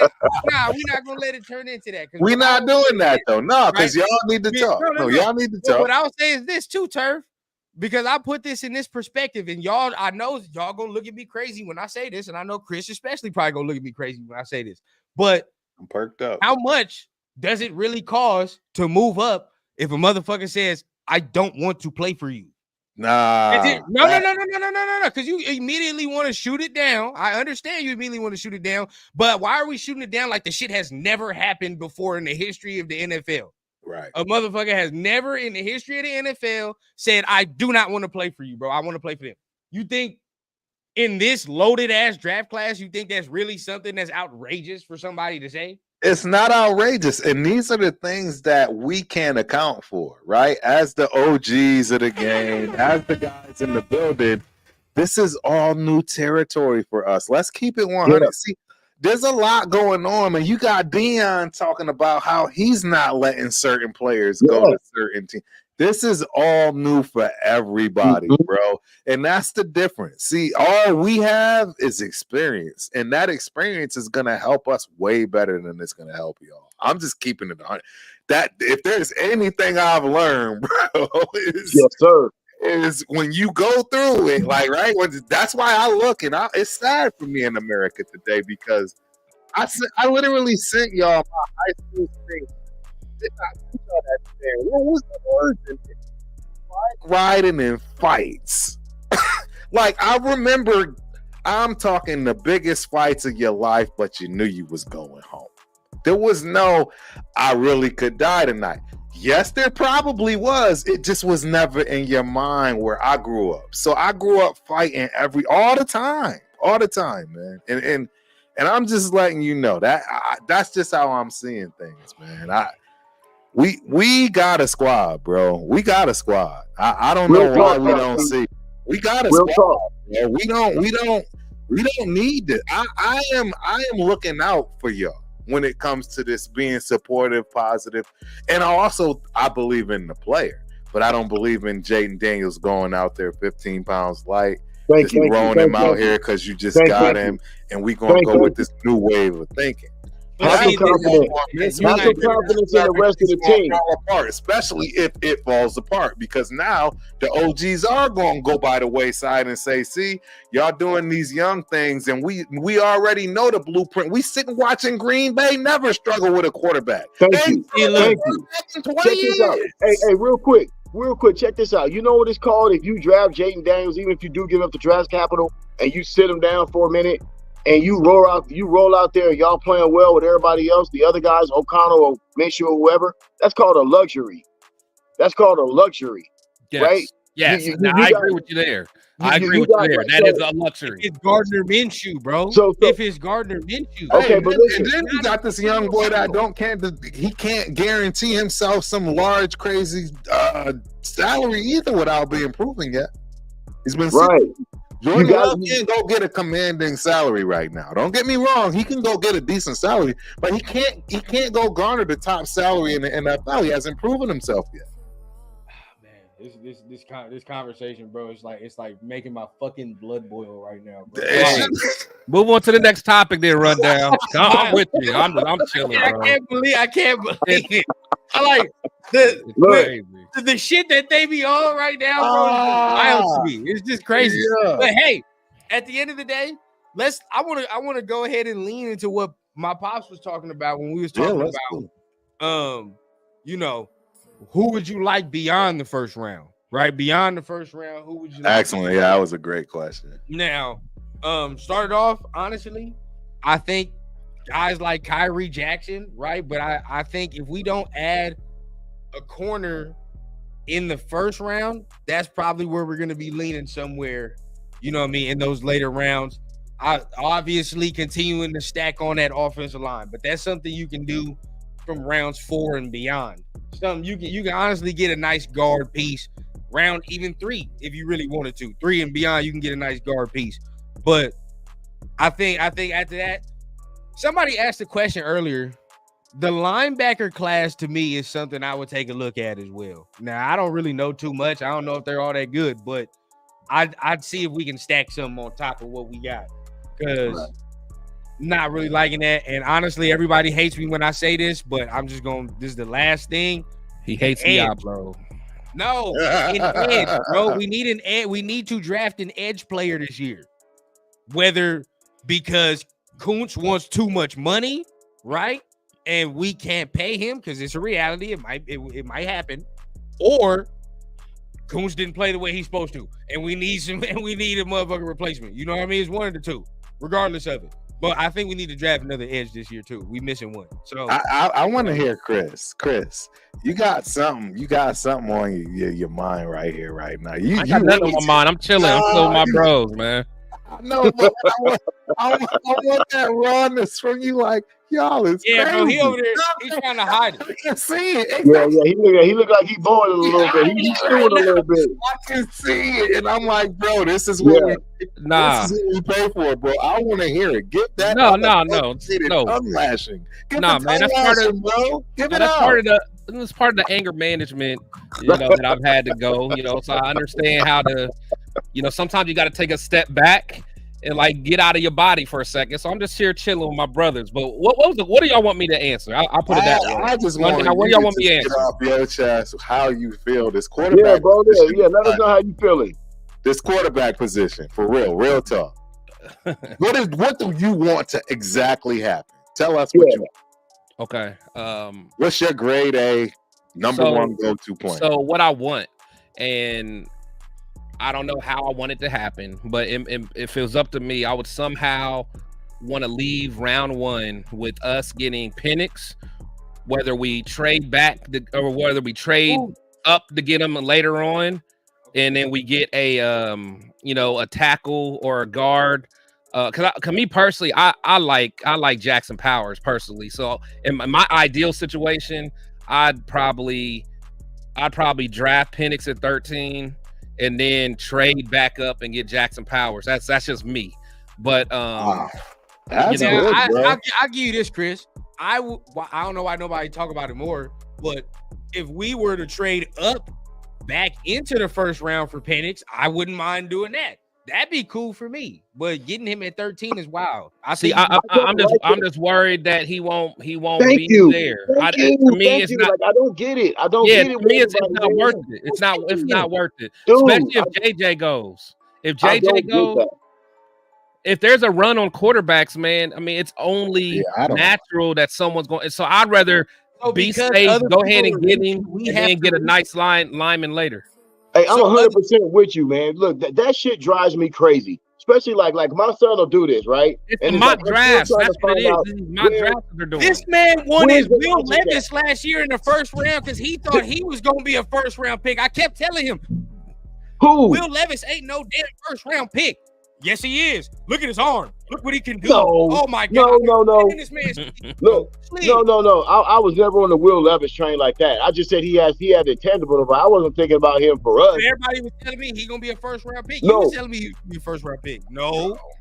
But let me ping on what Shield said, right? I 100% agree with you. Like, it's too many of these guys out here just thinking that they can just go into the trade simulator on Madden and say, okay, well, guess what? Let's go ahead and we'll move back up into the first round and get Michael Penix. Who told you that was going down? Right. Who told you that was going down? Like, who just told you he was going to be available in the late part of the first round? Who said that? He's a quarterback. When you're picking a quarterback, that is the most premium position in sports. So you want to play around and do the Madden simulator and say, okay, I'm a draft guru and I know what the board looks like, and I'm gonna wait, go back and get him in the end of the first round or get him at 44. Stop playing. This is a quarterback. This ain't no running back. This ain't no defensive end. This is a quarterback. And teams need quarterback. My point exactly. If this was any other position, we wouldn't even be talking about this man at 13. But it's a quarterback. No. With this injury history, we wouldn't even be sniffing this man direction. Run down. Quarterback. Run down. Like, we gotta go ahead and reach. Who has the best arms of this class? Caleb Williams. And then who else? Then who's next? And then it's him. So we're talking about. I'm telling you, I'm not ignoring that injury history. I don't give a damn. I don't care what nobody tells me, bro. I cannot ignore that. Not even the doctor. Not even the doctor. He's been cleared. I don't know how many times, but how many doctors? Fine. So that's fine. Is he supposed to be the bionic man? Does he need? I mean, what does he need? I mean, the doctors already said he's cleared. But at 13, what about play style? Look, man, what about play style? Now, to me, I'm more worried about Jayden getting injured based on his play style. I am too. That's what I'm saying. Penix is not going to be putting himself in harm's way. Penix can literally throw the ball. He's not going to be out here running no options or anything, man. And the NFL is trying to protect these quarterbacks more and more every year. The dude is not going to be getting touched like that. He's not. He's not going to be getting touched like that. Come on, bro. Let's be real. But you're gonna say the point that we talk about. Like Jayden, literally, we've seen him run in the middle of the field and just jump in the middle of the air. He won't last like that. He won't last that way. We know that. You're gonna tell me I'm about to break this all up right here because I'm gonna just let y'all know it's the last syndicate till the draft is done, and it is what it is. I'm gonna let y'all know something, man. I look, my best case scenario, my happy place is we don't draft a quarterback at all. I think we have a quarterback that we have in need. I think if we do get a quarterback, it's going to be late in the 5th round, and it'll be a Jordan Travis, somebody that's sitting right there that has no business sitting there, but we filled our roster up. That is I'm not mad at that. I'm not mad at that. Yeah, because this is my y'all talking about. I don't want to talk about that happens, and that's telling you how they feel about our quarterback. If we gonna talk about Aiden, we got what we got in house. We got what we need in house. It'll work. To me, if we talk about rolling the dice, right? Because the draft is all about just rolling dice and gambling. For real. That's really what it is. You're risking shit. I feel like it's a better path to success for us to go tackle, round the shit out, right? I'm not mad at that. For Aiden, then rather bet on fucking Penix at 13. That shit don't work, and now we sitting here really fucked up. I think it's the better option if we're gonna just rock with one of the two, because they both extremes. Yes. I go with Aiden and rock with and round out the rest of the team around that. And then at a certain point, whatever point that would be, we get the quarterback. That's where you go. I just marvel at how everyone feels like if you pick a quarterback at 13, that somehow that's just like, and he don't work out, that's just the end all be all. You talk about a franchise. It is. But you talk about a franchise that drafted. You talking about a franchise that drafted Damon Arnett in the first round. You talking about a franchise that drafted. And that's why we're not in the playoffs. That's why we're not in the playoffs. But what I'm saying is, we've been in the playoffs. But what I'm saying is, I don't have a problem saying, when you draft a quarterback, that's just different. I don't have a problem with them saying, okay, if we feel like this is our guy at 13, then you take him, because the whole draft is a crapshoot. You know what I'm saying? So it's like, you know what? This is where I gotta stop y'all, because it's not a crapshoot when you're picking solid players. That will be always a crapshoot. It's always a crapshoot. Rolando McClain was supposed to be one of the best, most safest picks. When Rolando McClain came out, he was the safest pick in the draft. Yeah, he was. Yeah, he was the best linebacker in the draft. He was the best linebacker in the draft. And guess what? That was another crapshoot. And that's what I keep trying to tell everybody. You know what? First of all, I agree it's a crapshoot, but I'm just saying that there are certain crapshoots that you can take and will take, considering others. That one was a different crapshoot take. And we're talking a linebacker. We're not talking a quarterback and moving up. Thank you. Look, and I'm going to be honest, because I saw somebody on Twitter, right? And I respect everybody. But then some people were like, oh, we look at Zamir White's injury history and we're okay with him being RB1, but we're not okay with getting Michael Penix at 13. Are we serious, bro? That's two way different spectrums, bro. Yeah, it's two different scenarios. Completely different, bro. Bro, I can replace Zamir White whenever I want it. In a heartbeat. What do you mean? We can replace Zamir tomorrow. This is all crapshoot, right, fellas? This is all crapshoot. Yeah. But the thing is, we're talking about an upside of the quarterback who got arguably the second best arm in the league or in the draft. I'm gonna date it like this. That is a good point. Talk that shit, bro. That's real talk. Yeah. That is the bottom line is it is the quarterback position, and the arm is the thing that matters. That's what I'm saying. Bro, who gets mad at taking a quarterback at 13? Because if a team selects a quarterback at 13, they're telling you that I think this is the guy that's going to be able to be the future of our franchise. That's the way it works. And he has the arm to show it. He has literally the arm to show it. I'm going to break it down like this, Rick. Because look, it's like this. He does have the arm, sure. But guess what? If we're going to talk about boards, there is no way you're telling me he's not the first quarterback on the board, bro. He's not. He's maybe second or third on the Raiders board. You know who's probably third? Yeah. Mike Caleb first. You know it's not gonna be there though. But check this out. This is what I'm saying. Once you get right to 13, you have your either second or third quarterback on the board, right? Versus your number one tackle, number one corner. What the fuck you think they're gonna go? They're gonna go their number one tackle or corner. That's what they're gonna do. That's just, instead of going our third guy here. So they can't they can't like two quarterbacks if they were selected in the first round if they had the choice. You take the number third ranked dude here if you say this is the number one ranked guy at this position here, corner. Because you picking at 13. Because you know you're not going to get the first guy.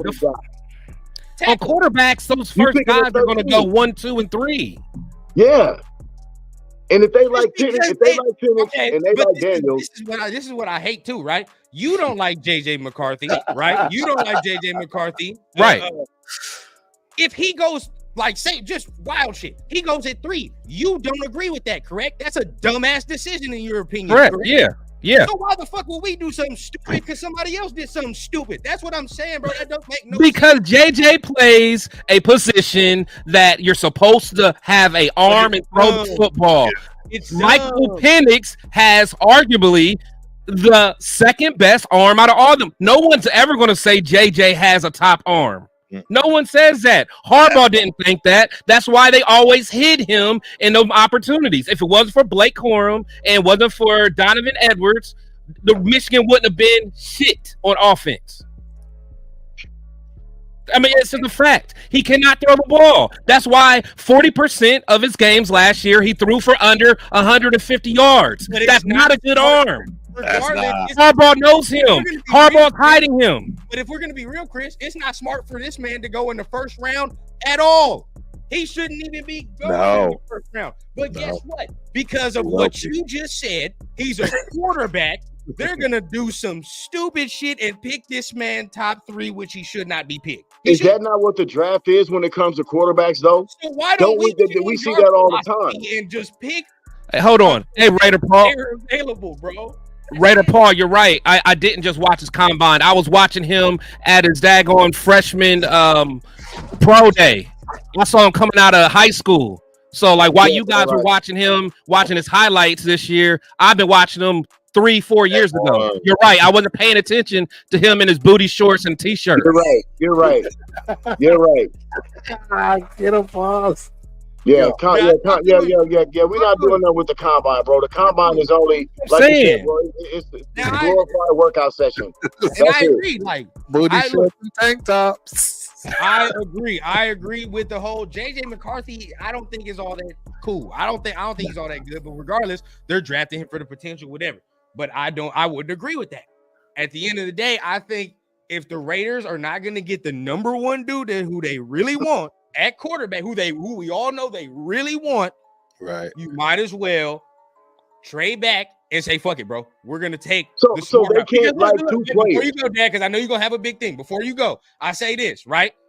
Because I know y'all saying, "Who cares about taking a quarterback at 13?"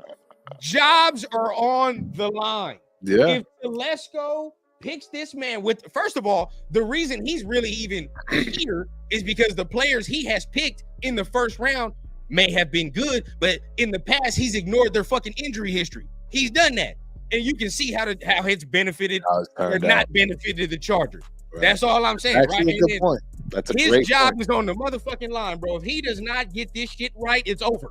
AP. Can I ask you a question, though? Real quick, Can I ask you a question? Let me ask you a quick question. El Capitan, Rafachulo, 199. Let me ask you a quick question then. Okay, so who was the runner-up for the Heisman Trophy? It was Michael Penix, right? So what I'm saying is, now what if they say, okay, we like Jayden Daniels and Michael Penix, and we'll take either or of those. And what if you don't think that they're saying if we can't get Daniels, that we wouldn't mind getting Penix? Why wouldn't that ideology be in play as well? I don't understand why you feel like it just has to be a hard line stance of just this guy or nothing else. Having experienced GM, just like you said, the draft is very fluid. Papa Rundown, like you said, because we have an experienced GM in the building, and with that experience comes, okay, cool. We'll pivot to another direction. This is my number one dude on the board. I understand you like Jayden. We can't get him, but at the end of the day, cool. We can get Fuaga, whatever the case. We might be able to get him, but if we don't get Penix, it is what it is. We have Aiden as a fallback. That's what a veteran GM is going to say in this situation. Yes. Before, when we are in just whatever the fuck we're doing, another GM would be like, you know what, fuck it, just take Michael Penix. Who cares about the injury history, bro? We need a quarterback. Who cares, bro? Maybe he say, hey, fuck it, bro. Let's take Spencer Rattler in the third. Taking Spencer Rattler in the third is terrible. Then guess what? If you're doing that, then guess what? Quarterback was never really your priority. If you're taking Spencer Rattler in the third, quarterback was never really your priority to begin with. It makes no sense. Then we roll with Aiden. Let's roll with Aiden. That's it I right like there. that, but let's As a roll with third Aiden. round person should be a starter on our team. This draft, Thank the you. third person Thank in the you. third round should be a starter. And who's to say, look, we're penciling tackles in, right? Everyone's penciling the tackle in. You don't know, like I said before a couple weeks ago on the show, you don't know how they feel about Thayer Munford. You don't really know how they really feel about certain guys that's already on the team that they might feel that could be able to make a transition or play that position.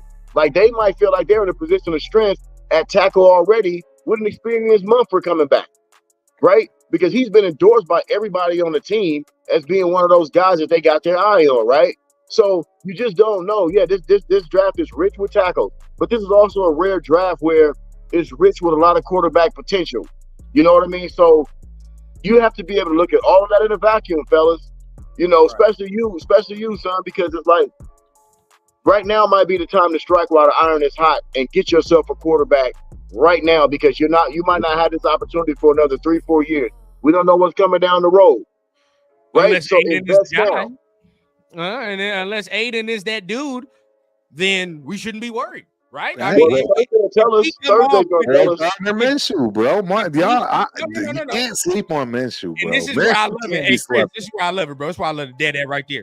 If we don't come out with no quarterback in that first round, we should all feel calm, should we not? Because Aiden O'Connell is under Yeah. center.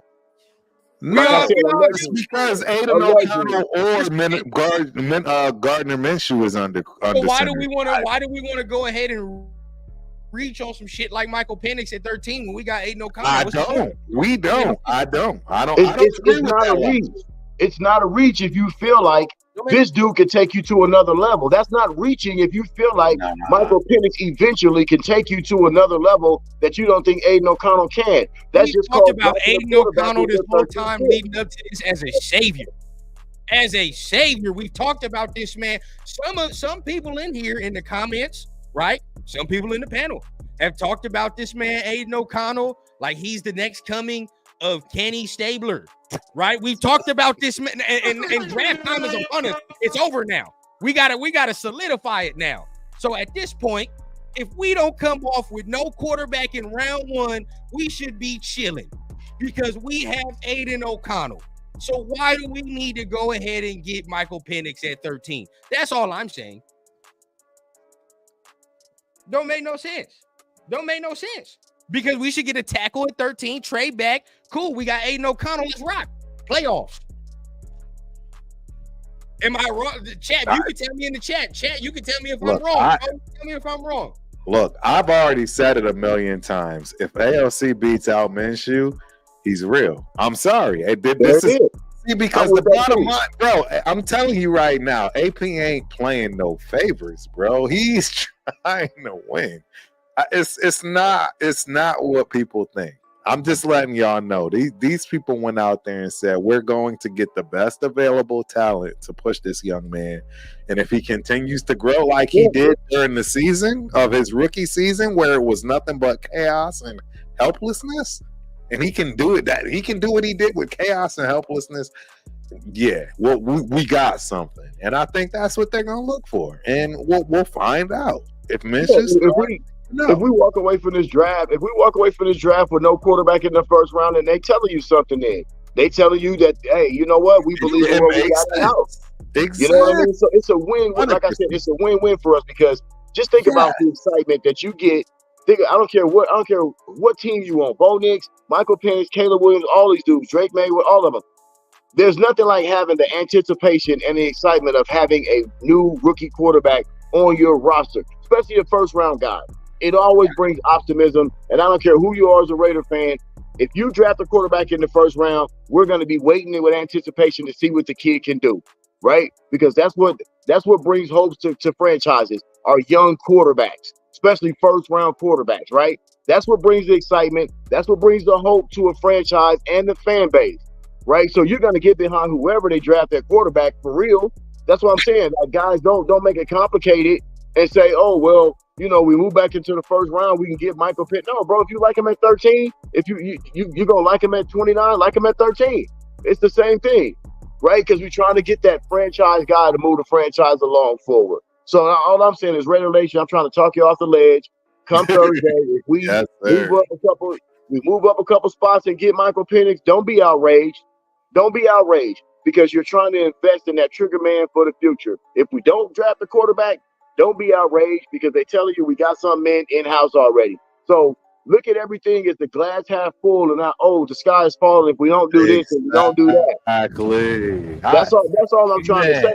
I love it. I love that wisdom. That wisdom comes from I agree with Pops on that point, right? I agree with Pops on that point as we let it simmer down a little bit, right? Hit the steel tax, by the way, man. You getting all this fire content on a Sunday, man. Like and subscribe. Let's go. We appreciate all y'all that are in the building, and I agree with that, right? And as much as I talked about Jayden, I'm fluid, right? Even if we don't get him, I just want us to do the right thing, right? I just want us to do the right thing. Now, even if we come away with somebody in that first round I don't agree with, right? I'll be like, all right, we'll wait and see, right? You're gonna hear me gripe about it because at first I'm probably gonna be like, didn't agree with that, and I don't care, bro. I love the team, but at the end of the day, we can disagree with the shit they do.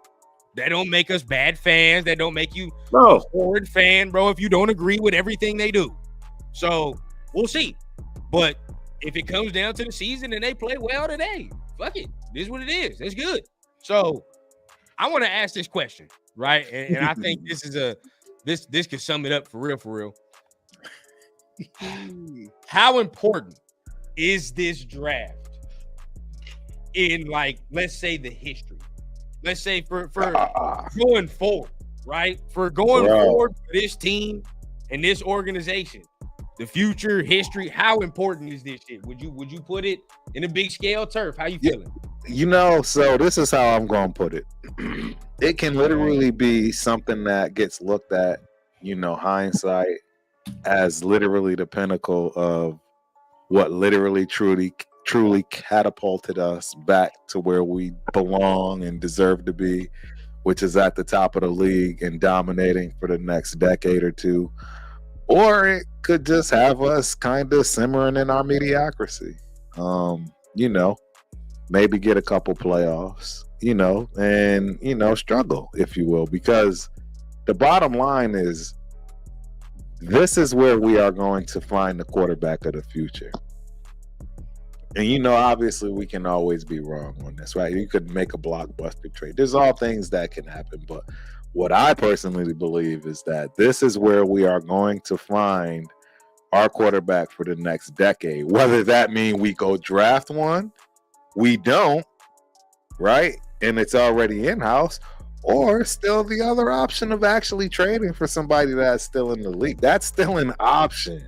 Believe it or not. You just don't know what's going to happen once this draft class shakes out and people start to move again, because it's a huge quarterback draft class that absolutely is going to warrant spots that are not sitting just on practice squads.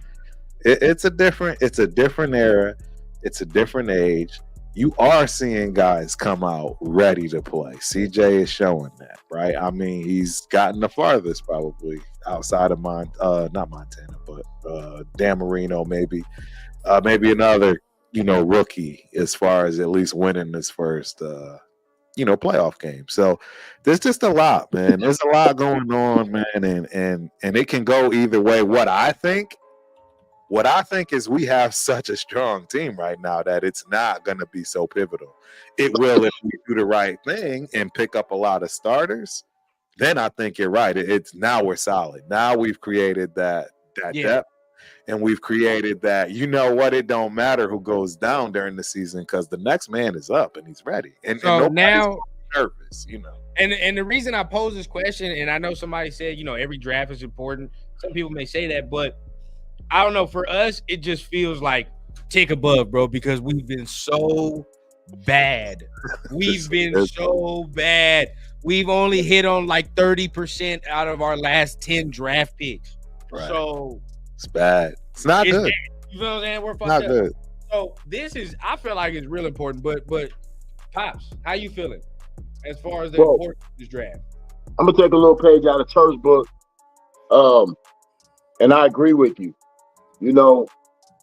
This draft could do a lot for our team, but I'll take it in this direction. I'm looking at what we already have, and what we already have is actually pretty good.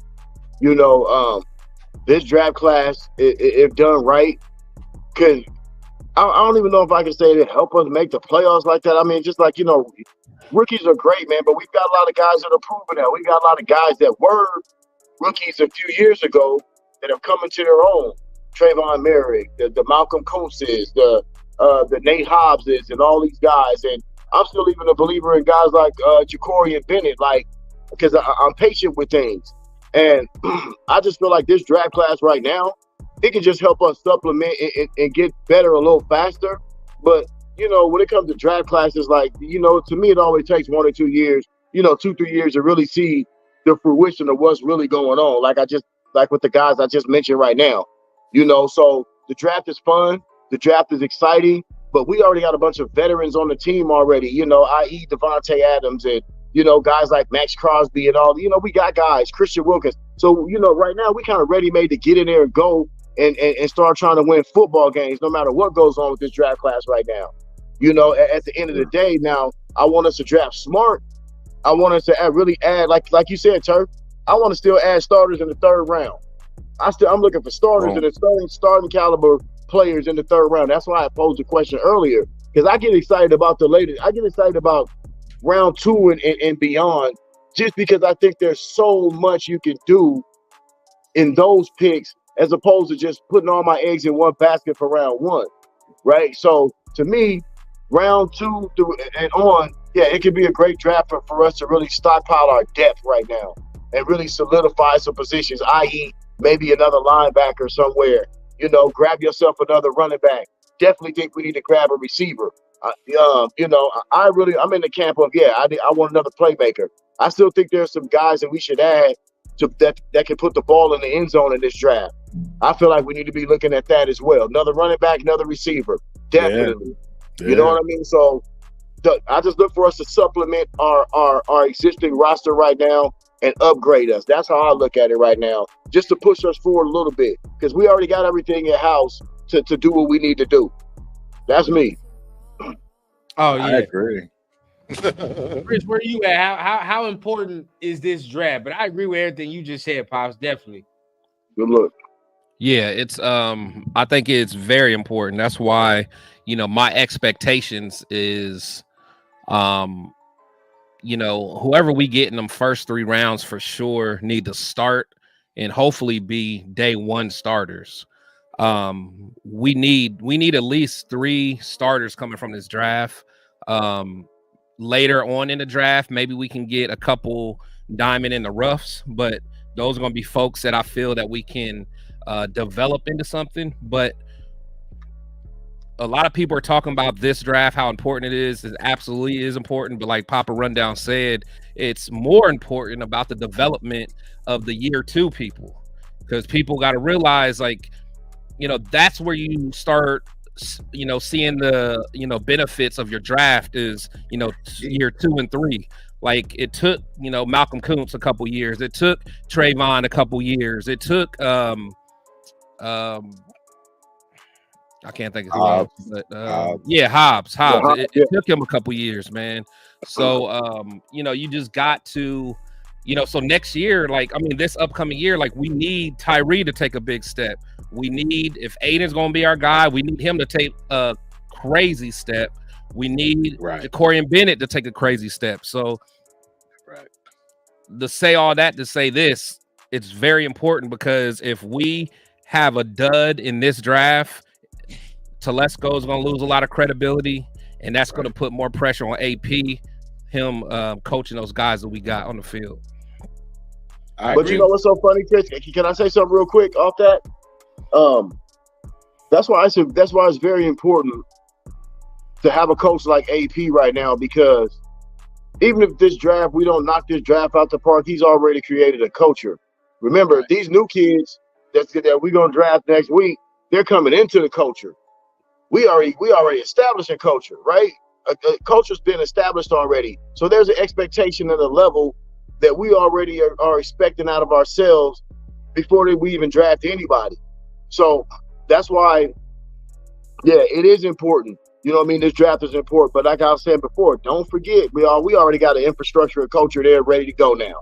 You know what I mean? So I don't think the pressure is as high as maybe it was for Josh McDaniels and Ziegler. I think they have more pressure on them coming behind Bisaccia, trying to turn around the roster, drafting for the first time, which, like I always say, I'm going to give them dudes props for bringing guys on this team that really started to help mold this team. You know what I mean? So I'm going to give Ziegler and McDaniels props for that. But I don't think the pressure is on that much, this front office. We just need to make solid picks. Let's get some contributors, because we got guys that can already go to battle for us, y'all. So that's why I keep saying, Raider Nation, y'all, we in a great position, y'all. We in a great position. Culture is good, dog. And that culture goes a long way in football. You know, y'all know that, bro. You know what that culture in the locker room is like, man. And when it's good, you know what I mean. And there's a belief there. It's almost like your own cult. It produces you know what I mean? W's. Yeah, It produces you know? So that's why I'm excited about the whole culture thing. I mean, the draft is kind of ancillary, bro. You know what I mean? I still feel like, guess what? We getting ready to rock with a first round pick this year in Tyree Wilson. Right. We get ready to unlock this dude. Because he wasn't supposed to be out here. Nah, bro, come on, man. And then you look at that physical freak, bro, and then you put him on the line with all this, with all of this energy and all of this, you know what I mean, passion. You talking about a dude that's probably more physically gifted than every one of them dudes on the line. Yes. Tyree Wilson more physically gifted than every one of them dudes on the line, bro. And now we adding him. So guess what? We're gonna get first round production out of him this year. Right. No, I agree. I agree. That's actually a great point. I couldn't agree with that. That's what I'm looking for. These are the things that we got to be looking forward to, y'all. Because like I said, the culture is good. Yeah. Now the one place we don't agree on though is Jacorian Bennett. That's the one spot. We need to.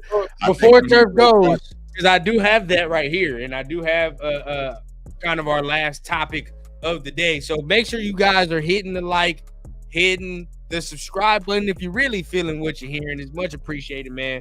Much love to everybody in the nation, man. We try to do what we can, but make sure you guys are tapping in. It's the, let's say, the Christmas Eve before draft week, man. So we trying to get everything we can out there. Yes, sir. This is a question I wanted to pose because it kind of matters about, how we view what we're gonna do on Thursday or just the draft period, and that's who takes the year 2 leap.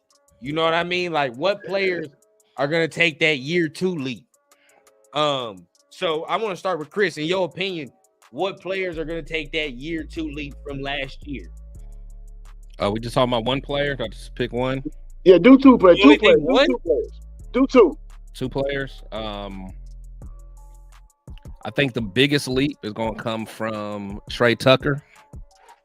From what I'm hearing, he's being still being mentored by Devontae. Yeah, Devontae.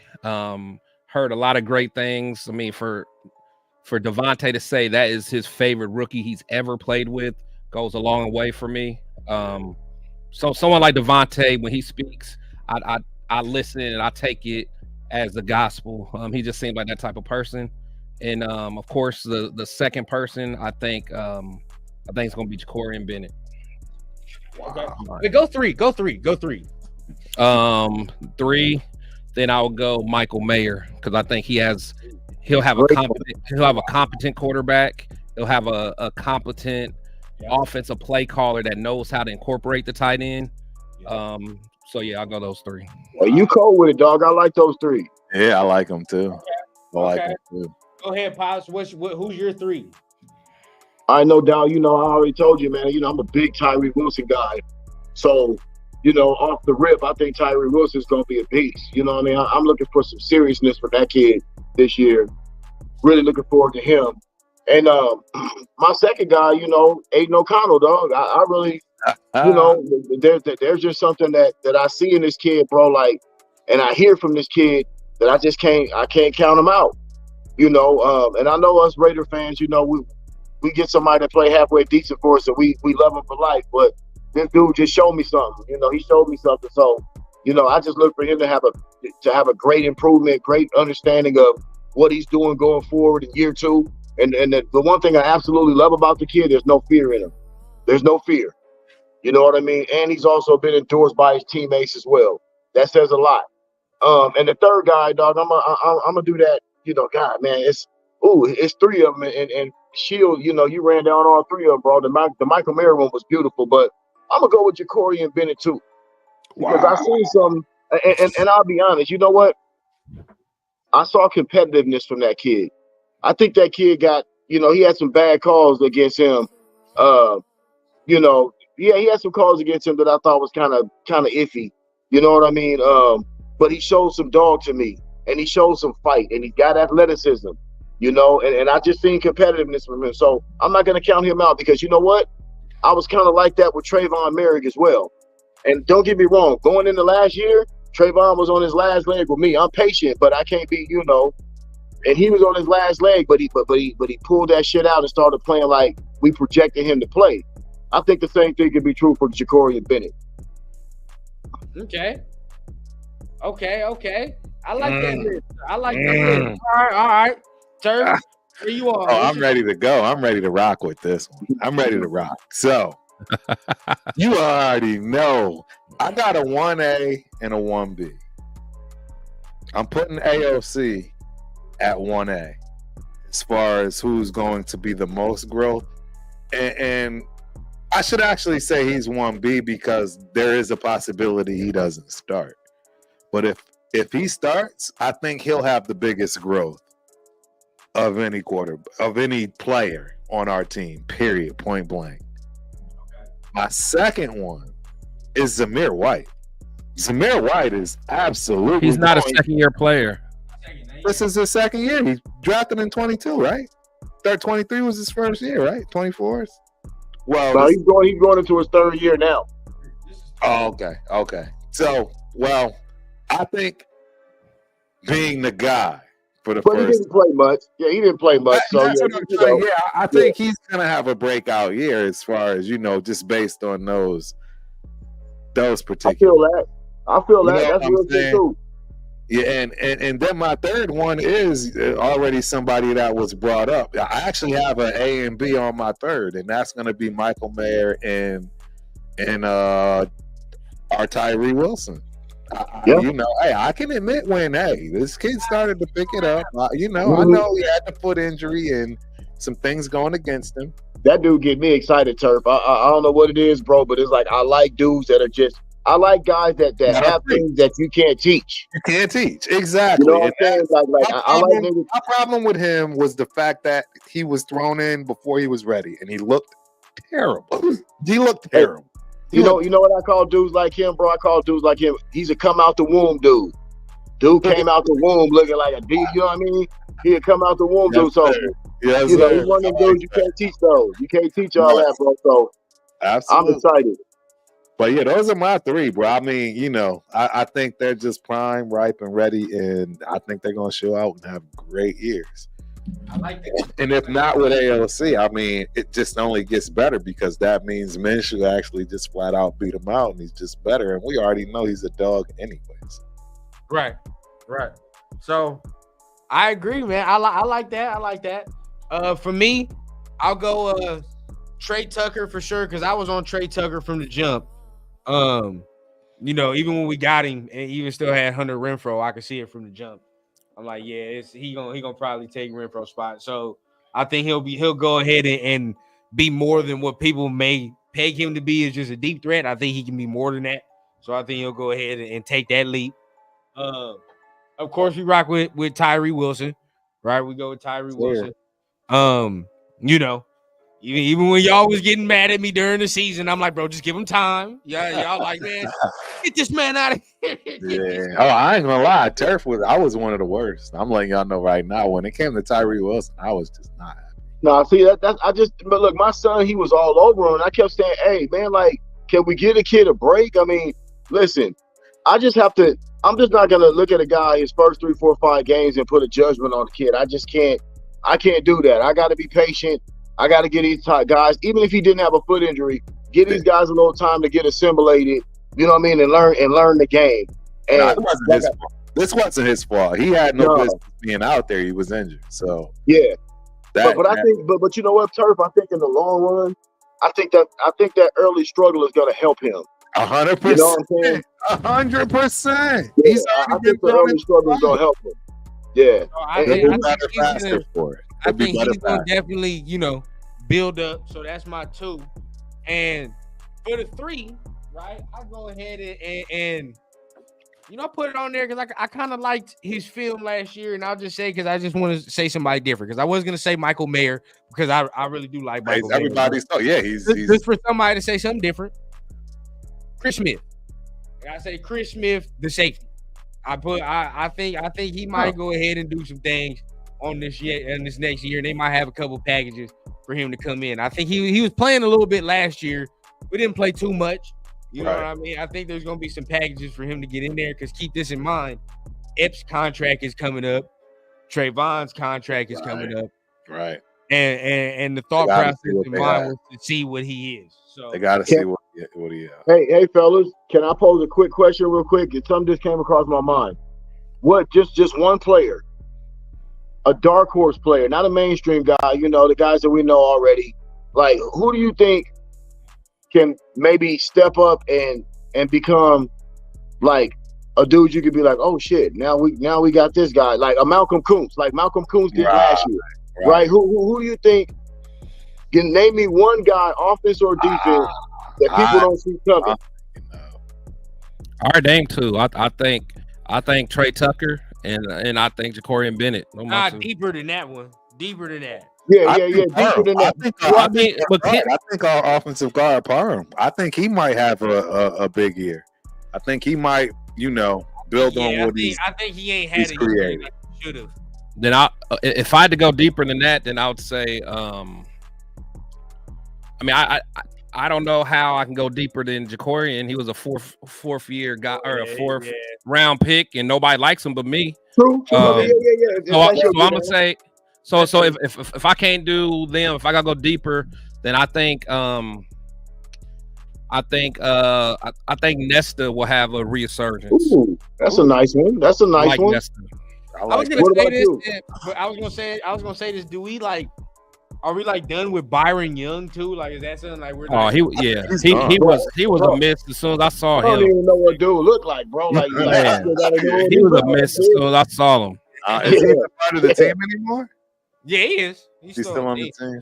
We drafted defensive tackle or whatever in the second and third round. I would go so far to say I don't even think he qualified right now, bro. Man, yeah. I just want to make sure I put this out there, like I have been, and standing on my 10 toes when it comes to certain players and why I feel the way I feel. When I've heard rumblings, whether a lot of them are for the right or wrong reasons, and it's Ja'Cory Bennett. I want to make sure people understand why I have a lack of confidence, and it's because of exactly the things that have already taken place, meaning he had gotten all the praise necessary, and all of the status needed to be a starter, as a true rookie, and the fact that it lasted very short, you know what I mean? And then based on his background, again, this is a shameless plug, go check out my video on why I feel the way I feel about Ja'Cory Bennett. There was a reason why I didn't go to junior college just right out the gates. And it was because there's a stigma to it. You're automatically considered a dumb kid when you're coming from junior college. You could have been a rocket scientist. If you're coming from junior college, you're a dumb kid. You just can't learn. And unfortunately, in my opinion, I think that's starting to show for him.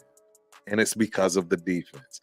That's why he can clearly correct this. The reason why Tyree, and any other rookie is playing steps behind, thinking, as we're saying and seeing. But damn, bro, that's kind of heavy. That's kind of heavy to lay on the kid. Real heavy to lay on them early, but that's why I'm putting it out there, because I think that Patrick Graham has a very cerebral defense that he's going to expect third, fourth, fifth year players to be able to build upon, and not the ones that are coming in, right? We all know, right? It's the league. So you're going to have people coming left and right.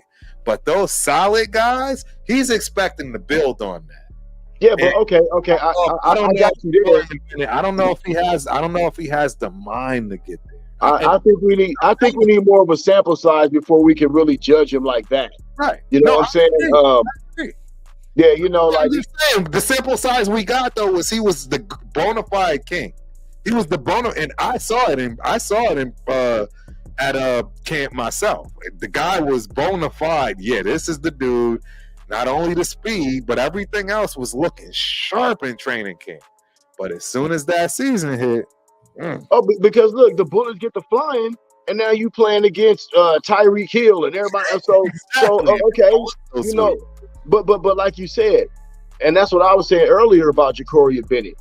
He's shown flashes. It's the reason why they was feeling the way that they was feeling about the dude. Right. So it's like now it's just about, okay, you get in the playbook, you here in the off season. We know you got the physical talent to do it. Correct. You know what I mean? So when you get that kind of a, second year leap where you don't understand what the game is, this kid's a 4-3 dude. Yeah. He's a 4-3 guy, man. Like, so it's like you can look at him as the same way you kind of looked at Tyreek Hill. I mean, not Tyreek Hill, but Tyree Wilson. You know what I mean? Get that dude a little bit more. He did have an injury, bro. And and this is where, like, this. I think he got injured during the season as well. I know Hobbs looked 10 times better than him as a rookie. Hobbs looked. Hobbs. Don't get me wrong. Hobbs is a hard guy to judge against, though. Wait a minute. What round was Hobbs drafted in? Hobbs is one of my favorites. And guess what? Hobbs like a fourth round. Hobbs a fourth or fifth round, maybe. Okay, so yeah, Hobbs, and they use him differently. Like they use him to do things that they didn't ask Ja'Cory and Bennett to do. They looking for him to be a pure cover guy. See, now you're starting to see where I'm coming from. We saw what happened when Hobbs played the outside. Now let's be real, man. If we gonna talk, let's be real. I agree. I agree with that. But Ja'Cory has no other choice but to play that's outside. what I'm trying to say. See, they were trying to help the team out when they were trying to get Hobbs to play different positions. Because we didn't have anybody for those other positions. So they like, bro, we know you proper here, but we need help there. That was why Hobbs was in that position. If they never would have moved Hobbs, he would have probably been better off now. Like, you know what I mean? As far as accolades and everything that you gain from the league, but he was being put in another position to try to help the team. And that's what it do, because guess what? He's able, because he has a skill set to be able to do it. Right? So basically, you're going to be able to, you got to take advantage of that skill set then. But you might not need everybody on your roster to be that way. We don't need Ja'Cory to be that way because we already got Hobbs. So we just need you to be a good cover guy, learn his defense. Like we have to give this kid a little bit of time to learn the defense. Right? You just say that's the problem I have. That's the problem I have, bro. It's your whole life. Why do I need to give you time? Everybody else, he was a rookie. All the other rookies get up to speed just fine, bro. Yeah, he was a rookie, but the rookies get up to speed. Now listen, my judging scale is going to be slightly why I'm not so optimistic as y'all, because again, I went back and did the research on the kid, and I'm just letting y'all know I'm not as confident in his mindset. That's what I'm trying to give. I'm trying to give y'all. I went back in his history, and I'm just letting y'all know from what I've learned. I don't see what y'all seeing from the mind. Okay. Can I make another quick point? Attributes in the world. He's got all of that. Can I make another quick point? Yeah. Check this out. Yeah. Check this out. What about the coaching staff? Because I'll tell you one thing. I've seen a lot of improvement. Soon as McDaniels and them dudes got fired, I saw a lot of improvement from guys. I saw a lot of improvement from guys. And so I don't discount the coaching staff. I don't see. I try to look at a kid and he shows me something. See, he regressed. And that's my point. He regressed when they finally let everything off. When they finally had the ability to say, "Oh, we can now do some things defensively," and Patrick Graham started. He already lost his spot. He already lost his spot. And that's what that's why I'm trying to explain to y'all my mindset on that particular play. Now I see what Chris says, because he had a cool camp and everything we heard at a camp when we were doing the joint practices with the 49ers and all that. It was good. You saw the clips and the shit was cool. But as the season progressed, right, you saw more and more. He just continued to lose steam, right? And as a guy right, and that's why I was so heavy on Tyree even during the season, is because everybody can say what they want, but Tyree improved during the season. Fred, shout out to Tyree. He improved. You know what I'm saying? He stuck through it, got through it. With Ja'Cory, it seemed like he couldn't get out that slump, and it was just fundamental things. Now, but they had to move his whole. He had to move his whole position, and the thing is, what you mean? I mean, they literally had to change. Like, they didn't draft him to be a DT. Right. You know what I'm saying? Like, he's gonna go back. Whoa, but the thing is, the issue with Wilson, Tyree Wilson. Yeah, the issue with Wilson, though, like for me, it ain't necessarily his potential and abilities, but I do think his move repertoire is very weak. He has a bull rush, but he'll get more. He'll get we'll more. See what happens this year if we work. Yeah, he'll get more. But I mean, just glancing at him, all he has is a bull rush. But what bothers me is that the get off, like having that anticipation and getting off the line, like to me, that's not. I mean, that's a mindset, man. Like that's a mind. Like, why are you? Is she thinking? He working with some dogs though. I mean, I don't know. He's thinking. He can't be thinking. Like if the ball's moving, like why aren't you going?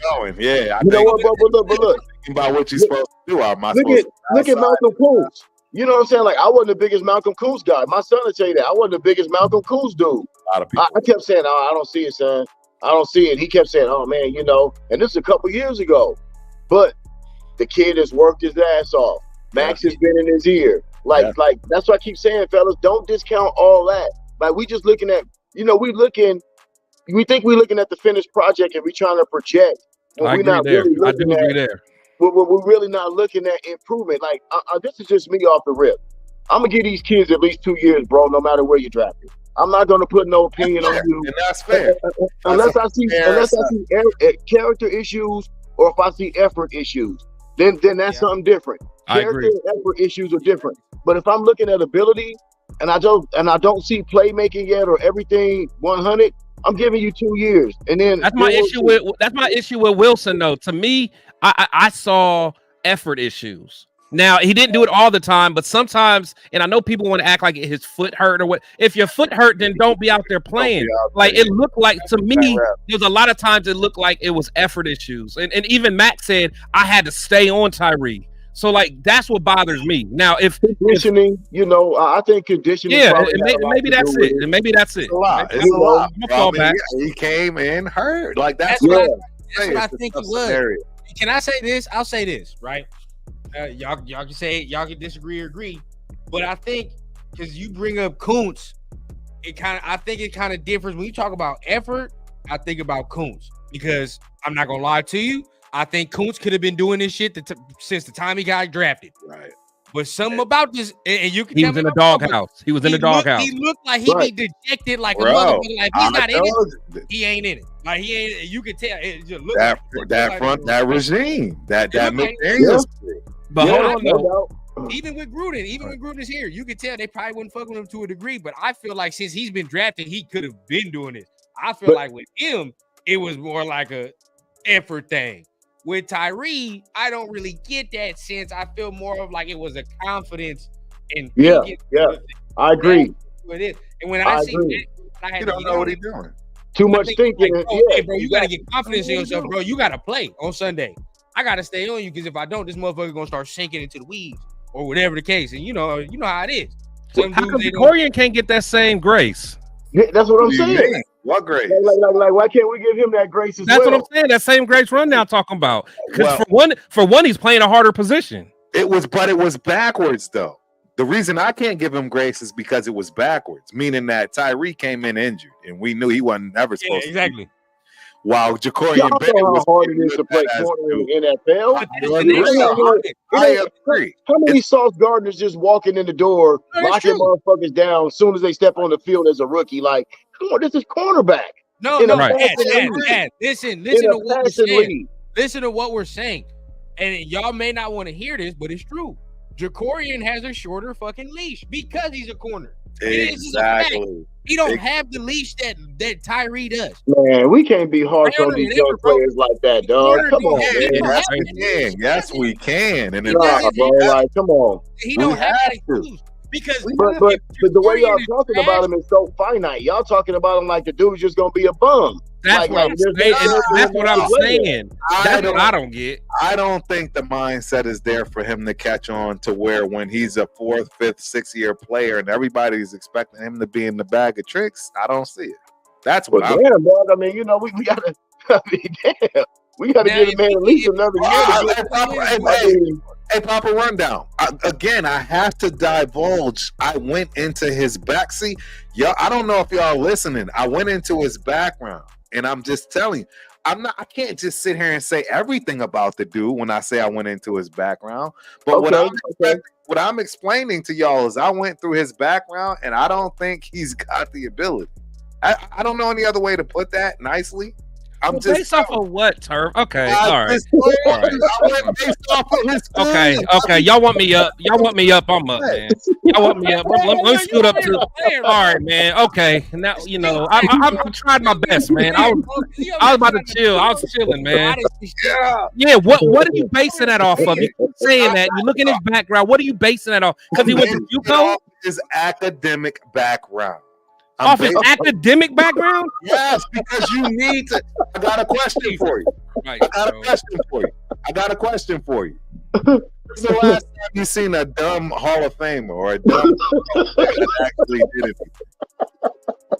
A dumb. Yes. Anybody that's just a dumb. You know, they don't exist. So the Koreans dumb. Even the ABs. So the Koreans dumb. Just think they're dumb. Hey, bro. None of us think they're dumb. I'm not even going to. Y'all can laugh at me all you want. This is what, no, I'm telling you. That's why I'm trying to chill, man. But come on, what we talking about? All you want. This is all I'm trying to explain to y'all. I went to college with a lot of dudes that didn't have the capacity to play NFL football, no matter how good they were physically. They did not have the wherewithal brain-wise in order to play the NFL. They didn't have. I'm just saying, bro. Like, to put that on a 23-year-old kid, you know what I'm saying? Like, like to say he won't be able to learn or he won't have the acumen to learn. I just feel like, you got to give this kid a chance. I understand. That's what I'm trying to say to y'all. I'm just telling y'all from what I see in the background that I saw. I'm not sure he's gonna have. Bro, we all know that you find ways to make that special player work when he don't have the brain, if you will. And then when you get to the point that don't work anymore, it just don't work anymore. And that's just what it is. When you're a one-trick pony, huh? What type of leap? I just want to know what type of leap. Oh, I'm expecting a leap for him to be a solid number 2 cornerback, not number 1, number 2. Me too. That's all I'm looking for. I'm expecting him to be a solid number 2 cornerback. And all I'm explaining to y'all is I'm just letting y'all know he didn't go to Maryland. He didn't go to Maryland out of high school. I'm just letting you know. And I can assure you Maryland was at the time bringing him in, just allowing anybody that probably could play well to get in. But it's kids litter all over the country that do that, I mean, I agree. I agree with you. But all I'm trying to explain to y'all is those dudes don't be making it to the league. Those are the stories and the things that we tell. And we have all them stories about that dude that was this, that dude that was that. They just didn't make it. But I'm about to really get on the corner because I'm not even gonna say what Turf is saying. I'm going to put it on the field perspective. That don't add up either. He's always trailing, bro. His technique, none of it adds up. Was bad. He was always trailing, right? And then I'm gonna put it like this too, because Chris said this last week, and I won't let him slide for it, bro. Quinyon Mitchell, you want to put it like that? If they take him at 13, which I don't think they should, but regardless of it, if I match up the tape, him versus Marvin Harrison Jr. with Jacorian versus Marvin Harrison Jr., it's not even fucking comparable tape. It's not. Jacorian got his ass fucking toasted. By who? We're talking about Marvin. Okay. He's in college. But regardless of the fact, no, because you always wanted to say, oh, who'd he play? Yeah. But if we talking about that and we comparing the two films, toasted. One looked bad, one looked good. Regardless of the fact, that's what it was. Even in the NFL. In the NFL, he came in and didn't have there's not one good game I can point out from Jacorian. Not one. Didn't Mitchell's team lost by like 77 that game.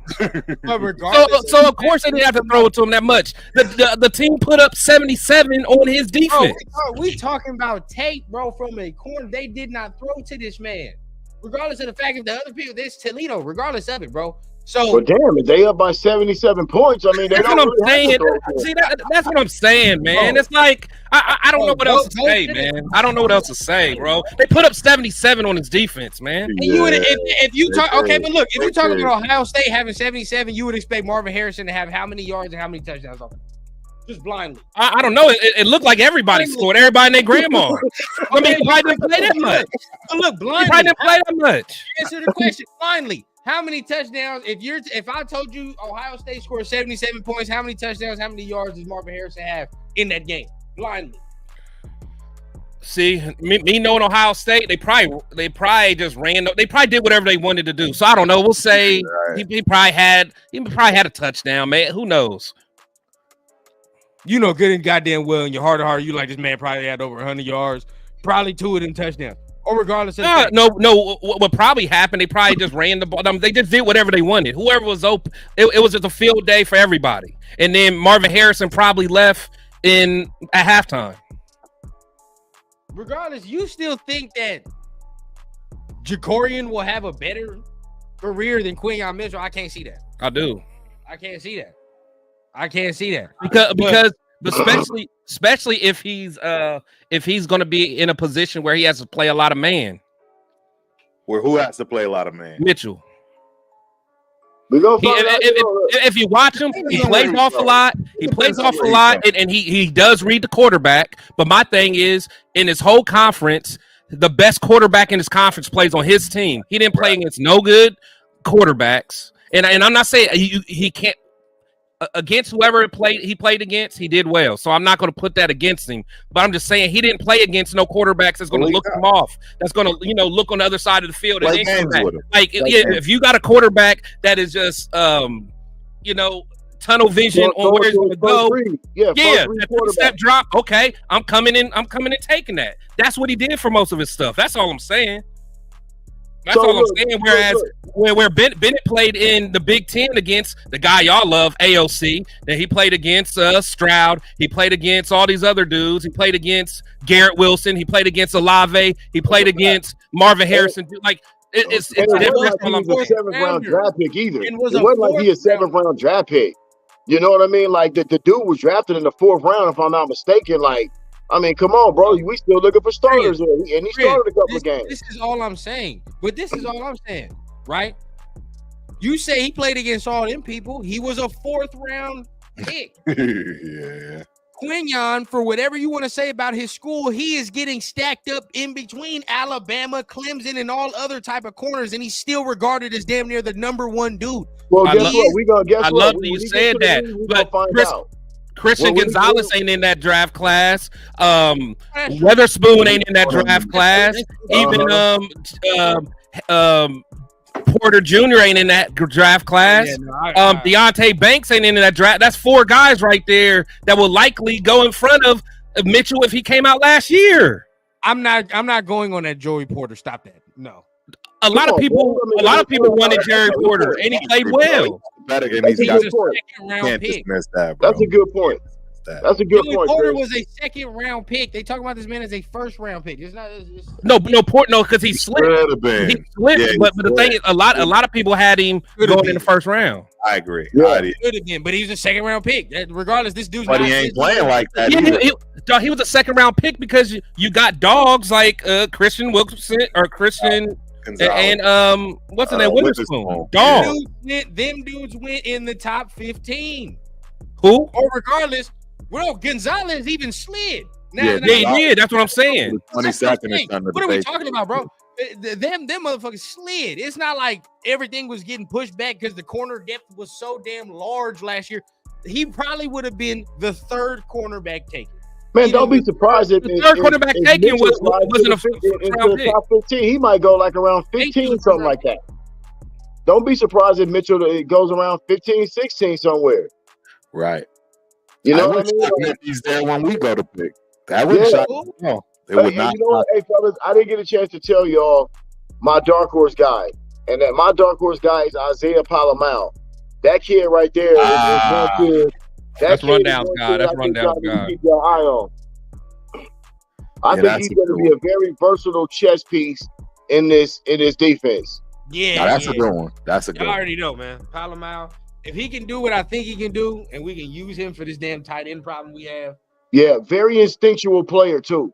Very instinctual player. Like I'm telling you, bro. I just feel like that's why I keep going back to the culture, dog. Telling y'all what we already got. It's so many in-house guys. We done talked about so many. When's the last time we was able to talk about so many in-house guys for the Raiders?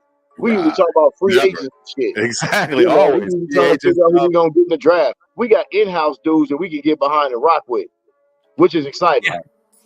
Yeah. Oh, Severe. I forgot about Emmanuel Forbes.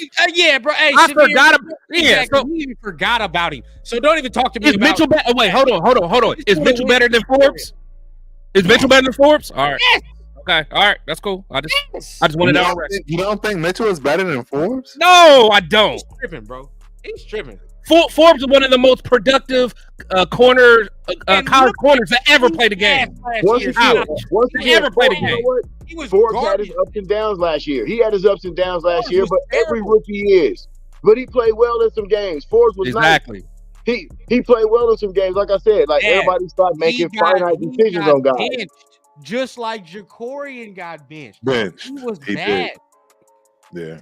There's no way Chris is sitting here telling me that even if I don't want a corner at 13, but there's no way you're sitting here telling me that Emmanuel Forbes is better than Quinyon Mitchell. He's not. So, son, so let me ask you this. So you're telling me that you already know that a guy that played in Toledo that hasn't even been in the league yet, he's already better than some guys that's already in the league. Like how do you know that? Killing How do you, Even if we, know that? yeah, even if we stack the goddamn college tapes to get, you can go off the college tape. College tape, he's not even comparable.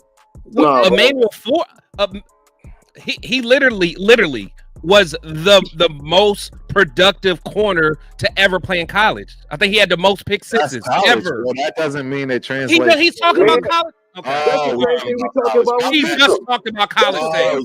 All right. Y'all got it. Y'all got it. With him, but That's the same thing we talking about with Mitchell. That's college. Yeah, and he's That's at what I'm Toledo. saying. That's what I'm saying. But then they want to bring up college. When I bring up college, then we're talking. Goddamn. But you want to discount Mitchell being one of the most productive corners in his time because he went to Toledo. So how the fuck are we gonna do that? We can't do that. Wait, what do you mean? Wait, say that again. Mitchell was very productive in his time at Toledo, but you want to discount it because he's at Toledo.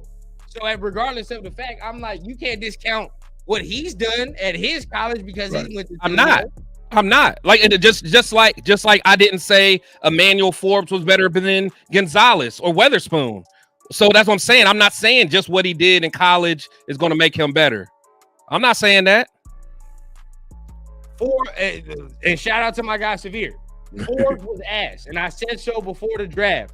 Mitchell would be neck and neck with Witherspoon. Quinyon Mitchell light years ahead of Forbes as a player, prospect, and athlete. I would agree with that. Yes. But do you agree with what Cowtown said? I don't know why. So really, honestly, Chris, your real big gripe is because he's playing in the MAC. And the fact that is that what it is? Is that what it is? Is it the best team? quarterback is on his team? That's your biggest gripe with Quinyon. Or you talking about for Mitchell? Yeah. No, I think he's cool. I think he came out. Saying, did you watch like? Yeah, and that's what I got from his tape. I mean, if he has to play, like if he's in a position where he got to play press man, I think he's going to struggle. That's just me. Now, if he can play in a Gus Bradley system, he might eat a little bit. But the way he plays, he'll get beat on a lot of double moves and stuff. He's an off-ball corner. He is. Now, if he's in the right situation, he'll be all right. But in the Senior Bowl, he answered some of those questions. What did he? I thought he handled. Yeah, you guys act like he just balled. I mean, he played all right. He played cool. Okay, but dog, that's the Senior Bowl, and that ain't going up against Devontae Adams. That ain't going up against. You know what I'm saying? That ain't going against Tyreek Hill. You see how y'all move the goalposts? Goddamn! We talk about he was at Toledo. Now he goes to the Senior Bowl, and this motherfucker plays higher competition. Still does well. And now all of a sudden, but you don't have to do that week in and week out against the top receivers in the NFL. When he starts doing that, then we'll really know. Because his guys is gonna look good at the combine. His guys is gonna look good at the Senior Bowl. But week in, week out, on Sundays, when they line up against the best of the best, Justin Jefferson, I'm not saying the kid's not gonna do it, but I'm just saying that there's a whole nother level to this shit that he ain't even experienced yet. This is where you're getting it confused. That we're not talking about Jacorian. We're talking about even you can still take Jacorian Bennett's draft profile, and stack it up against Quinyon Mitchell's. Did Jacorian Bennett, did he not go to the Senior Bowl his year? He did not look the same as Quinyon Mitchell as his Senior Bowl. If you stack them two coming out of college, there's a reason one motherfucker's a 4th round pick and the other motherfucker's going to be a first. There's a reason. Jacorian Bennett, his last year, he didn't give up any touchdowns his last year.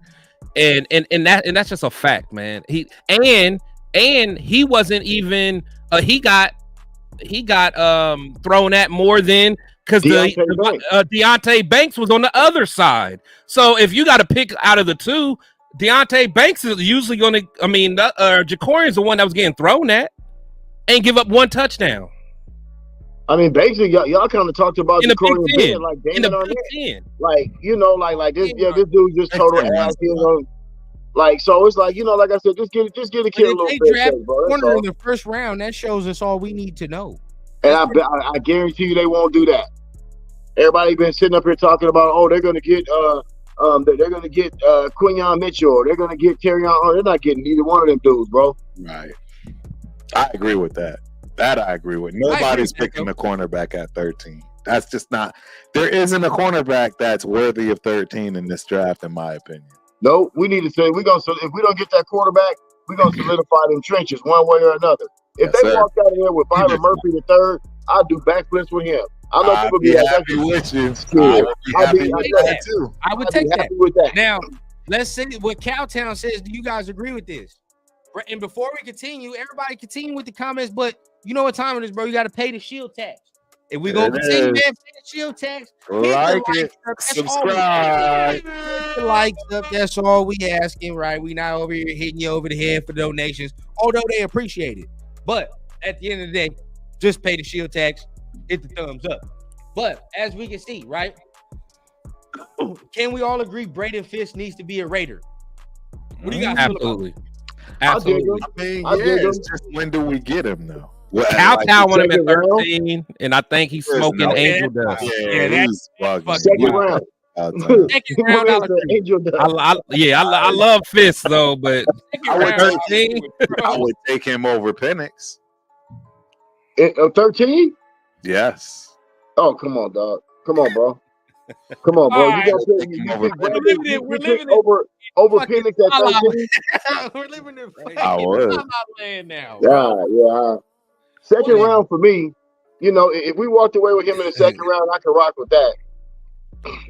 Well, that's what I'm saying. Second round, I'll take him. I'll take him, and I'll gladly go up for Waga and Fisk for my first and second round picks. I wouldn't be mad at that if it worked out that way. I'm good with that. I don't understand why that's such a bad situation. But bro. Fisk at 13 over Penix. I don't get it. I made Chris leave. Chris checked out on us after that one, dog. Chris tapped out after that. He's like, I can't no. We done lost some of the Shield squad. You got Shield squad for dropping, Chris. I'm here, man. I had to laugh, bro. I had to get that out, man. Wait, get past Houston where? You think he's going in the first round? Luda, he's not going in the first round. No. Who? Fisk is not going in the first round. He's not. No. You might be able to get him at 44. He'll go high in the second round. He'll go high in the second round, but not. You might be able to maneuver and get him at 44. You probably could there, somewhere around there. Yeah, for sure. Maybe go up to 38 or something. We'll get him at 77. Wait, at 77? No, we won't get him at 77. My bad. He won't be there. 44. I'm thinking of our third round pick. I would not get. No. 44. We could get him somewhere around 44. He'll be there at 44. He won't be there at 77.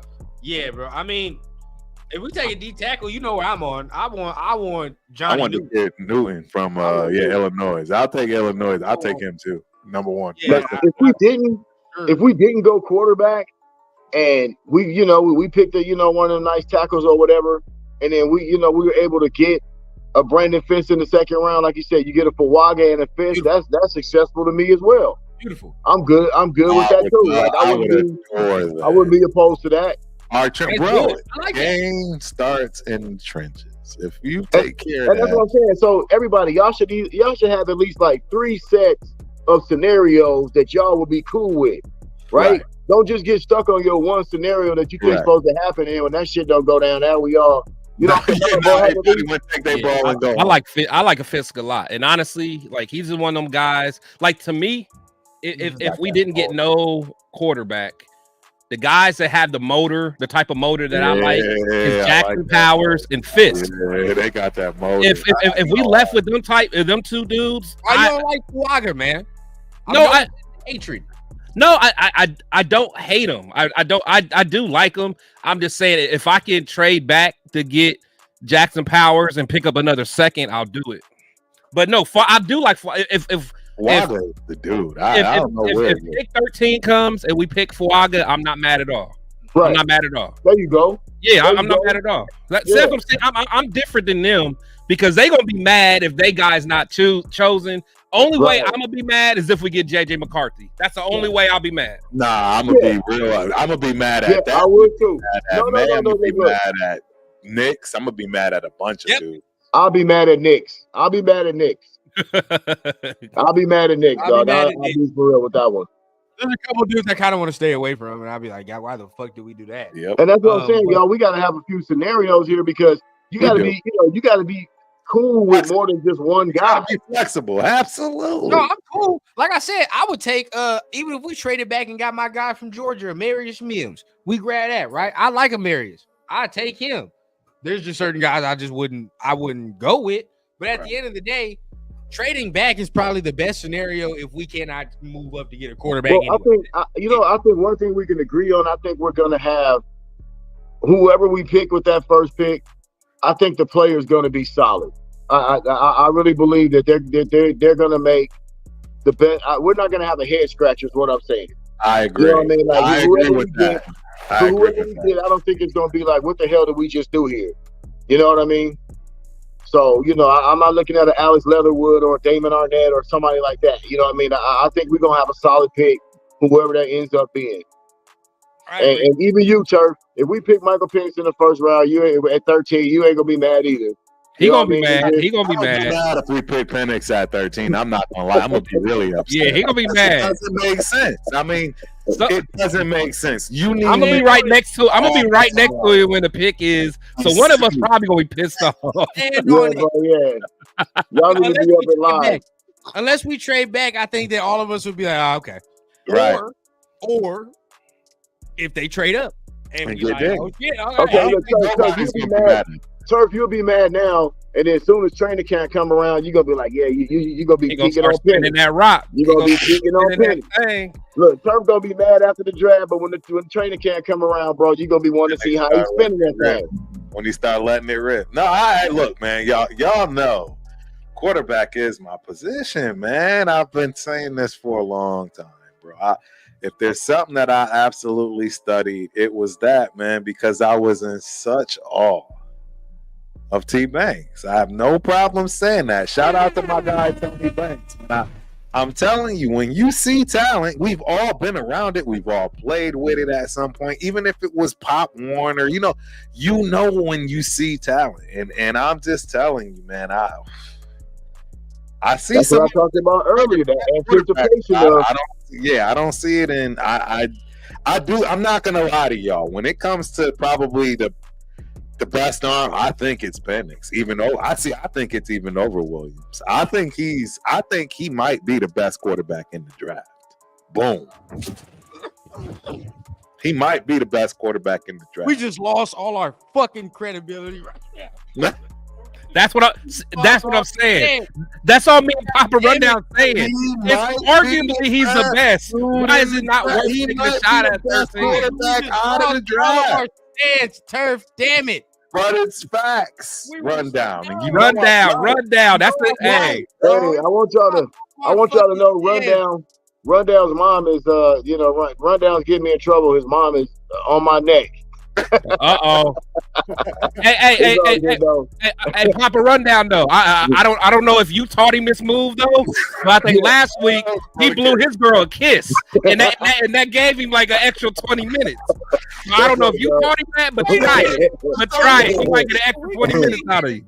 And like, Nowhere. Sit here and act like Chris didn't just put the schmooze on in the backstage when his lady brought him another drink. You think he just magically got a refill? Motherfucker just sat here and just he was out of a drink for 20 minutes and he magically got a refill. What do you think brought it? Sometimes you got to slide that big pimpin' in there for a minute, dog. You wild.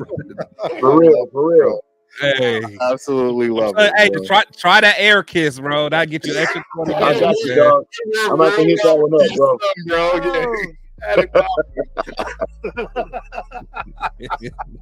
But yeah, fella, hey, bro. But like I said, man, you know, like just be happy about, you know, having a couple of choices and a couple of options, man. You know what I mean? Because I think that's really where we are. We in a position now where we can actually don't have to depend on the very first pick to feel like we got some hope.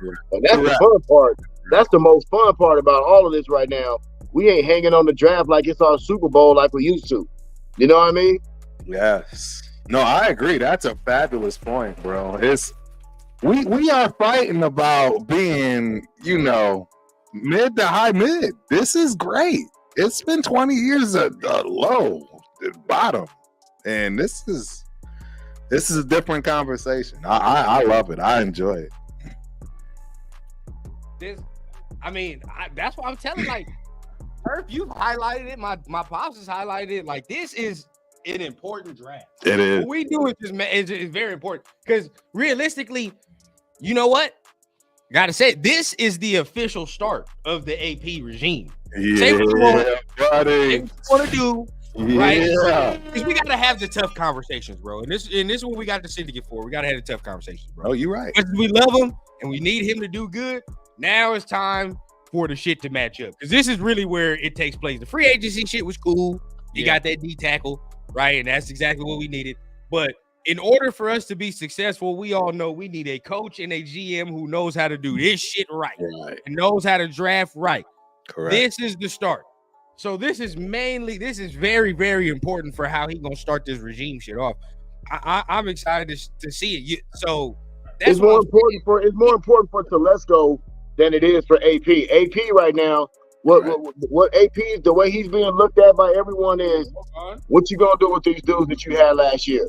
Like, is this what we really looking? You know, is this what it really is with you?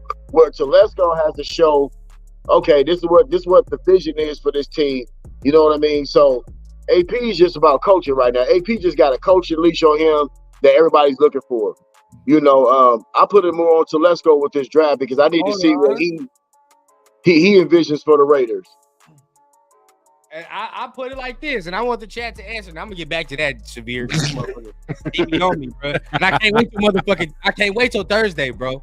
Can't wait. Yeah, but Severe savage, right? Who has more on the line, right? Telesco or AP?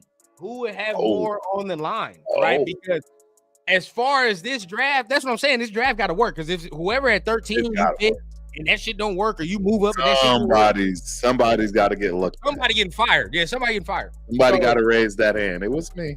It was me. Yeah. So who got more on the line, bro? And then that really like kind of playing to like who you think got more power at this point. That was an accident, guys. I'm not going to get carried away. But yeah, I actually think Telesco has way more on the line because that is your only job. Like, you're supposed to save your coach, right? You're supposed to talk reason into him. You're supposed to talk him off the ledge, right? Talk him from doing all of the crazy that us fans, like a coach, is looking to do. Every coach wants the new shiny toy. Let's keep it 100%. I don't care where you come from, what walks up. The head coach wants the new shiny toy, and it's the GM's job to talk him off the ledge. So 100%, this is all on Telesco. If he doesn't get it right, if he allows AP to talk him into something that shouldn't be done, it's bye-bye Telesco, and it's time to move on. And vice versa. If it's known that AP, hey, you were given the green light to kind of make that decision, but Telesco said no, and you decided to go that route, then it's bye-bye AP. But somebody going. Are we talking context of the draft or just overall?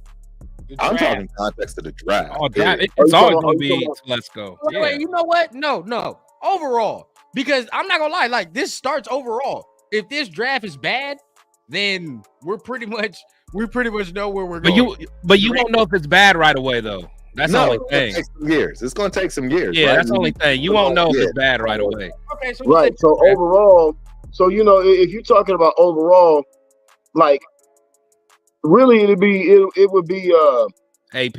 It would be AP. Yeah. You know what I'm saying? Because AP's the mouthpiece. AP's been the mouthpiece. AP's been the center of this culture change. And so if we come out here this season and don't play up to the expectations that AP set in a very public, loud way, which I love, but if we don't come out here and live up to that, then you know how that's gonna go for AP. We already know what that is, because it's already. I feel like there's a segment of the NFL population that don't want to see him succeed at all. Right. I feel like it's a certain amount. It's certain executives in the league from other teams and other places that I feel like they don't want that dude to succeed, bro. Like there's a lot that's on his plate, y'all. Let's be for real. There is, but we know there's a lot that he's not supposed to get and want. Like, I mean, again, I don't see how it falls on AP where his job isn't to manage the money and the finances for the players that are going to be on the team to play. Like, he has it's his job to get it's the product on the field for him. That's what I'm saying. Like, it's his job to motivate the dudes that are brought in. And if that's not happening, then now we got to, have that conversation. But, it's so weird that we having this little discussion, though, because I was reading earlier today on Tom Brady giving up bread to motivate his offensive lineman. Have y'all heard about this? Have y'all heard about this? No, I mean, but I know he almost had like that Jordan effect. Like he took less money so other people can get paid. Well, no, it went even further than that. Okay, yeah, I'm not hit. Than that. So check it out. He realized that he could get dudes to do better on particulars, right? If he bribed them. So for 15-yard screens, so anytime they ran a screen, he would give each lineman $1,000 if that screen went 15 yards. And then they noticed that fire. That's fire, bro. Yeah, that's fire. That's what I'm saying. Like, Tom started. I like little stuff like that. I ain't gonna lie. And that's what I'm saying. And that's why motherfucker was playing hard. It was playing way harder because everybody was like, you looking next to your homeboy like, hey, we need this. If we don't work hard, no other play. Oh, this play, we got to make it work. Let's go. He knew how to mentally motivate, whether it was right. Man, there's a lot to learn. And I don't know how many people have heard that story yet. Yeah, I never heard that. That's fine. I mean, it sounds like something I would do for sure. Can I ask y'all a question? Yeah. Can I ask y'all a quick question? Like, I'll be honest with you. We haven't had the best success in the last 20, 25 years, right? Right. And right now we so sky high and jacked up about this team and the potential of this team, and what AP is. AP got us believing and feeling. But my thing is this: I don't know if it's just me, but I'll be quite honest, bro. I still need to. I need to see it, dog. Like I need to. I just don't want to just be like, okay, yeah, this is what it's gonna be, because I done been set up and disappointed so many times, dog. And I know this is different, but it's still a part of me that just I gotta see it. I gotta see it. I don't know if y'all feel like that. Like, I'm not just taking it as a foregone conclusion. Yeah, it's off or bust right now. There is no in between. There's no we need a year to no. It's playoff time. It's nobody's saying you got to go win the AFC chip, but it's time to be in the playoffs. I mean, because we all know what good teams look like. Yeah, we all know what good teams look like year in and year out, right? Like Baltimore, you just know what they look like. You know what I mean? Yeah. Kansas City, and then you know a weak ass pretending team that people always talk about that really ain't shit, like the Chargers. Yeah. Right. So we know what good teams really look like. Correct. Consistently. The Niners. You know what I'm saying? The Packers. You know what I mean? So I want that. I want to know. I want to fucking know. Like, I don't want to just be speculating, always kind of guessing. Like, okay, well, we got this and we got that, and Last time we felt like that was the early 2000s. The first group. Because we knew going into the season, we about to whoop some ass, and we going to see them again in the playoffs. Like, we knew it. We knew it. But we ain't felt that way since. You know what's getting ready to happen, though. Like when we was running with Rich Gannon and Charlie Garner and Jerry Rice and TB and all the boys, and you just Tyrone Wheatley, like we knew. It was a point that we just knew you couldn't stop us. You couldn't stop. You wasn't gonna stop. You go into the game all week long. No, these motherfuckers ain't gonna be able to stop us. Yeah, like we about to run through them, and then we about to party afterwards, man. See, I want that feeling. I want to know that that's us on a consistent basis. You know what I mean? Because it starts with good drafting, though. It starts with good drafting. And see, okay, I don't know if you already answered the question, Chris, but that's what I'm saying. Like, it start with good drafting. So, do you believe, like, who has more on the line? Is it Telesco or AP? See, to me, it depends on, because honestly, it's like usually the coach has to like make it work now, because the way that the season ended, we're supposed to feel that momentum is still continuing. So correct. It's just with a GM, man, it's hard to really understand how well they did in year one. Right. You know what I'm saying? Even Ziegler, like, Ziegler got down. He's so connected to McDaniels, he had to leave. But like, you can't. It's hard to even know how well Ziegler really did until a couple more years, and we'll be like, okay, they kind of did their thing with Michael Mayer. Okay, they found Trey Tucker. Like, okay, they did their thing. So it's kind of hard to say, but the coach is like, hey, you got the ingredients, you got to cook now, big dog. Yeah, this is on AP, bro. That's exactly where I was. And I'm saying this is more on AP. It's AP culture. Because it's his culture. Yeah, exactly what my pop said. This is his culture. So because it's his culture, I believe like now this is more on the line. You're picking the players that are going to come into this locker room. And you heard it himself. He said, I'm the guardian of the locker room. Yeah. Like, whatever comes in, it comes in me. Yeah. On me. Which I totally love, him stepping out there, because really what AP's done is stepping out. He stepped out there and said, "Put this shit on everybody." Exactly. Put this shit on me. Doing what he's supposed to, saying put it on me. Like either I'm gonna succeed or I'm gonna fail, but put it on me. And guess what? We haven't had that as Raider fans, so you got to applaud him just for that. I just agree. for that, because that's what's giving us this hope that we got, bro. It's his bravado that gave all of us this hope and excitement, dog. Because listen. When you go back and listen to Josh McDaniels, his press conference, bro, I'm like, dude, I can't sit here and listen to you just slob off every quarterback and team that we play. You feel me? Like that shit just got on my nerves, dog. So it's like, dude, that ain't us. He ain't lying. He ain't lying. We was going into games like almost asking the other team to let us win and shit. Right. You know what I'm saying, dog? Like, so, Gruden kind of did that too, though. Gruden kind of did that too. I ain't like Gruden did that too. He did. I was gonna say that too. Like, man, we're playing Joe Burrow, and oh my God, he's amazing. I'm like, bro, come on, man. Tell me this: who didn't on Christmas Day? Who did? Hey, son. Remember we went to Unc's house on Christmas Day, dog. We walked in. Hey. Tell me you didn't have your chest out the whole day on Christmas Day. Tell me you didn't have your chest out the whole damn day on Christmas Day, even though we didn't complete the pass in the second half, dog. That shit didn't even matter, bro. Hell no. Because and if it wasn't, and it's the way that we did it, dog. And that was the day that everybody said, this is the fucking Raiders now. Here we go. Yes. And that's all AP. So he has to be able. AP has to be able to sustain that. And you have to take it to another level, and that's and I'm very curious because we know how cruel this shit can be. You know what I'm saying? So it's like it's making me happy to know that these guys are in the building working as hard as they are, dog. Because it tells me that they understand the magnitude of what AP just put down.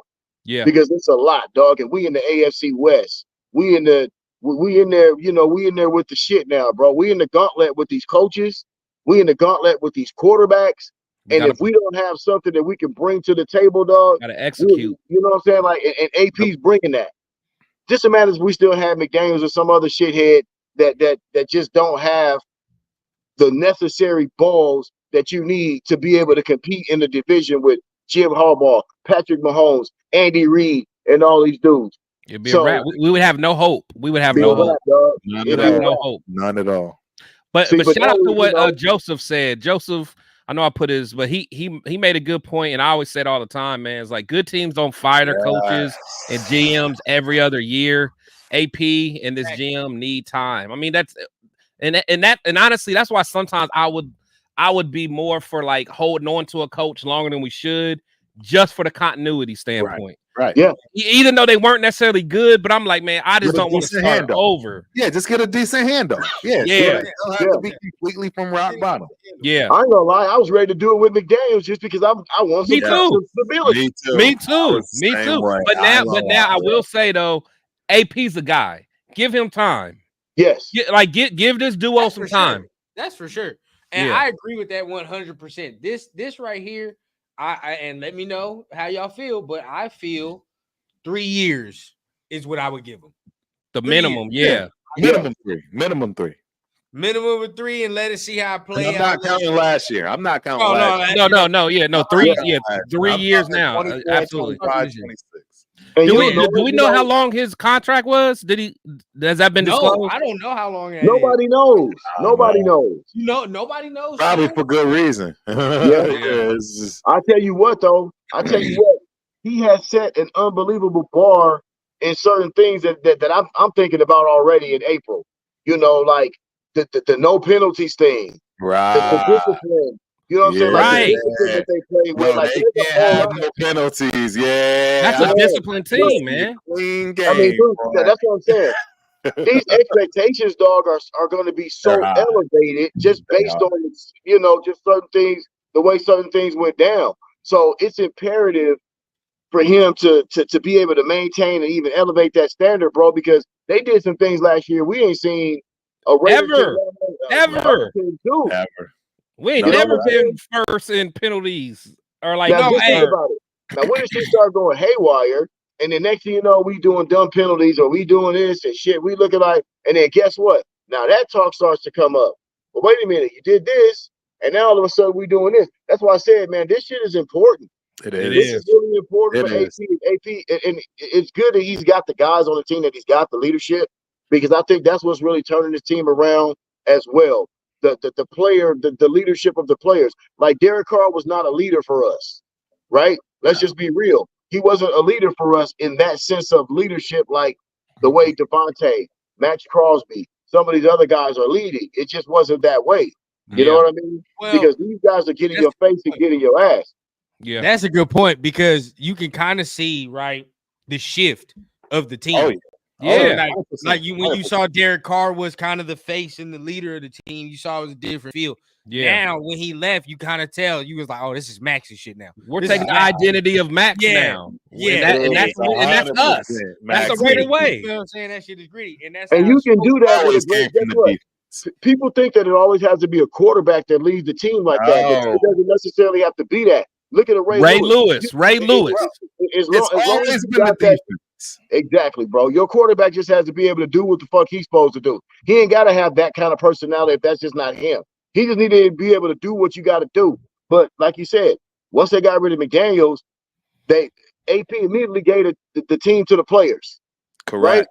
Right? And that's when for lack of a better term, that's when the inmates start kind of running the asylum. But the thing is, you got guys that are ultra focused, ultra dialed in, ultra professionals in Devontae Adams for so long. This franchise, they lacked true leadership, and you could tell. Like now, when you see now, because you see what leadership looks like now. You're being shown what leadership looks like now. Before, we had none of that. There was no feel of that. There was no identity to this team. You know what I mean? And that's the one big thing that he's brought to this team is identity. We know, we feel like we know what we get ready to be. You know what I mean? And that just goes a long way. You know what I mean? So AP's got the pressure on him, but it's a good pressure, but they just got to live up to standards, bro. And I think that's a good thing too, because that means standards are being set. Yeah, that means expectations are actually being set for this team. Yep. You know what I mean? Be fulfilled. I definitely agree. I think that, but at the end of the day, that's what we're expecting. So, I mean, what are the expectations for me? I'll start it off. Honestly, I think the expectations is I think we can win 10 games. Yes. Double digit wins. Absolutely. I think we win 10 games. But I think that is a decent expectation. Yes, sir. that's my ceiling. Is 10 as of right now. At Oh, the wow. ceiling. Wow. Yeah, that's not my We ceiling. can't sleep Yeah, on the that's not my schedule we're gonna feeling. be playing though. We can't sleep on it. Like Right. that AFC North is gonna be tough. My Yeah, they ceiling is got 11 all- games.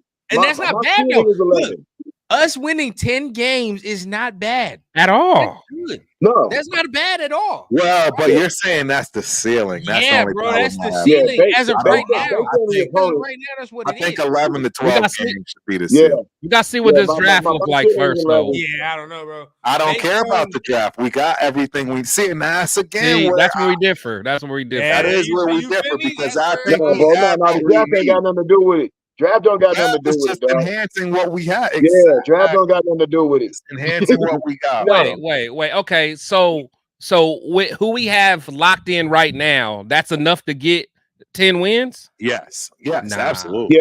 Yeah, it I is. think Yeah, 100%. it is. Bro, we got 8 Even with last year. Milford as our only right tackle, yes. Even Yeah, with we I got 8 think we last are year. absolutely fine. Yeah, but with what like I know I'm the only one up here that like my boy, but I really think losing a leader like Jacobs is going to matter. I don't think Zeus is not going to gonna be lose what we that. think he's going to be. I hope he is, Wow. but I mean I do, man. Well, the thing with Zeus, bro, is we don't need him to be JJ. There are other people that would be. Yeah, the leader. Yeah, you're right. You don't need him to be JJ. You don't. That's not what you need.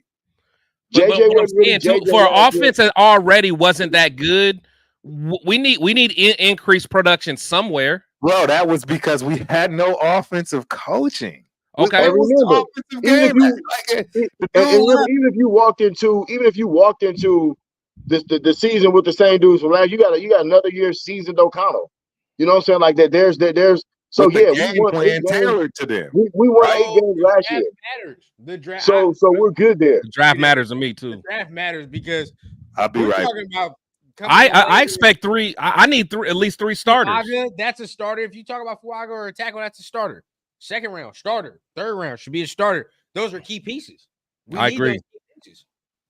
Okay, but those aren't. Listen, man, you already know, bro. You're not gonna depend on no rookies to come in here and take you to the playoffs. Oh, that's what you got in house. If y'all draft Michael Penix like y'all want to, yes, we are. That's not gonna make or break us from going to the playoffs this year. I can tell you that. It won't. No. Oh, Why so would it? drafting Michael Penix at 13 won't impact us. That's for going the future. to the playoffs. Don't let hold on. Don't let Is that Panama right, huh? try to back Is you that into it? that corner. Nah, we ain't bro, saying that. I'm No, not. Penix. No, I'll answer it. Penix can. Yes, Penix can. Okay, cool. Yeah, cool. Penix can. That's all Nah, I I need ain't to letting you back. I ain't letting you back him into that corner know. like That's all I that. need to know. That's all I need to know. Look.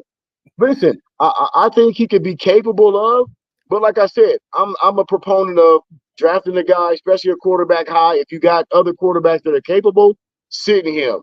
That's just me. I don't mind drafting that kid. I don't care if we got Daniel. Sit him for. I wouldn't care. See, that's You where know you what I lose mean? me. I'm with you Yeah. most of the time, man. That's where you lose me, man. No, man. No, listen. Because like I said, you guys, I get it. Y'all want instant. You want instant value on your investment. I understand. But I come from an era where I watched the greatest quarterbacks like Steve Young, who's a Hall That of era's Famer. gone though. Hey, yeah, but listen, but listen. When you I can understand if you don't have anything on your roster. If you don't have anything on your roster that you can put out there, and we already won 8 games with a kid last year as a rookie. So my thing is, if you draft another guy, give him time to really learn the NFL game at the most important position in the NFL. Because you like Turf said earlier, there has not been a rookie quarterback that's getting ready to take you to the chip and over the top. So if you have a luxury of letting the kids sit down and really understand how NFL offense and watch guys really do it, you take that luxury because you already got the rest of the things around you. Chris, Don't be in such a rush to throw Daniels out there. Don't be in a rush to throw Penix out there. Like they're gonna get their shot. Maybe this is where me and Chris differ between you and Turf. Well, maybe me. I don't know about Chris, but you keep saying like take us to the chip, and Turf says it too. I'm not expecting that shit next year. Regardless, I wouldn't expect. We're not that close. We're not that close. I'm not even expecting it if Aiden O'Connell was the starter. I don't expect a chip. You know what I expect? At least to go to the playoffs, at least to win a game. Win a game. That's all I want. Hey, I feel like O'Connell can do that. But what you're saying is if you get a Michael Penix or Jayden Daniels, you just think that they can do that at a higher level, right? That's all you're saying. But I think AOC can get us to the playoffs. But if you draft these other guys, you're just saying that you think these guys can get us all the way over the hump eventually. But it's not going to be next year. Whether that's Jayden Daniels, whether that's Michael Penix. And if you got a guy like Aiden O'Connell still on your roster or Gardner Minshew, who's proven that they can win games in the NFL at a high level, then you have a luxury. And you sit that kid. And you just like they did with Jordan Love. Yeah. But that wasn't the plan with Jordan Love. That was the plan. That was the plan. Well, no, I'm sorry. I was thinking about Lance. My bad. I was thinking about Lance. Yeah, my bad. Because my pop said win big games. At what point has Aiden O'Connell shown he can win big games? And secondly, Severe, you're on that shit tonight. Because look at this. This is what we're saying. 13, right? This is what we're going to guarantee that we. But we can guarantee playoffs without any quarterback. That's what I'm saying. So you saying if the 13th pick doesn't work out, then the season's over. No matter who we draft.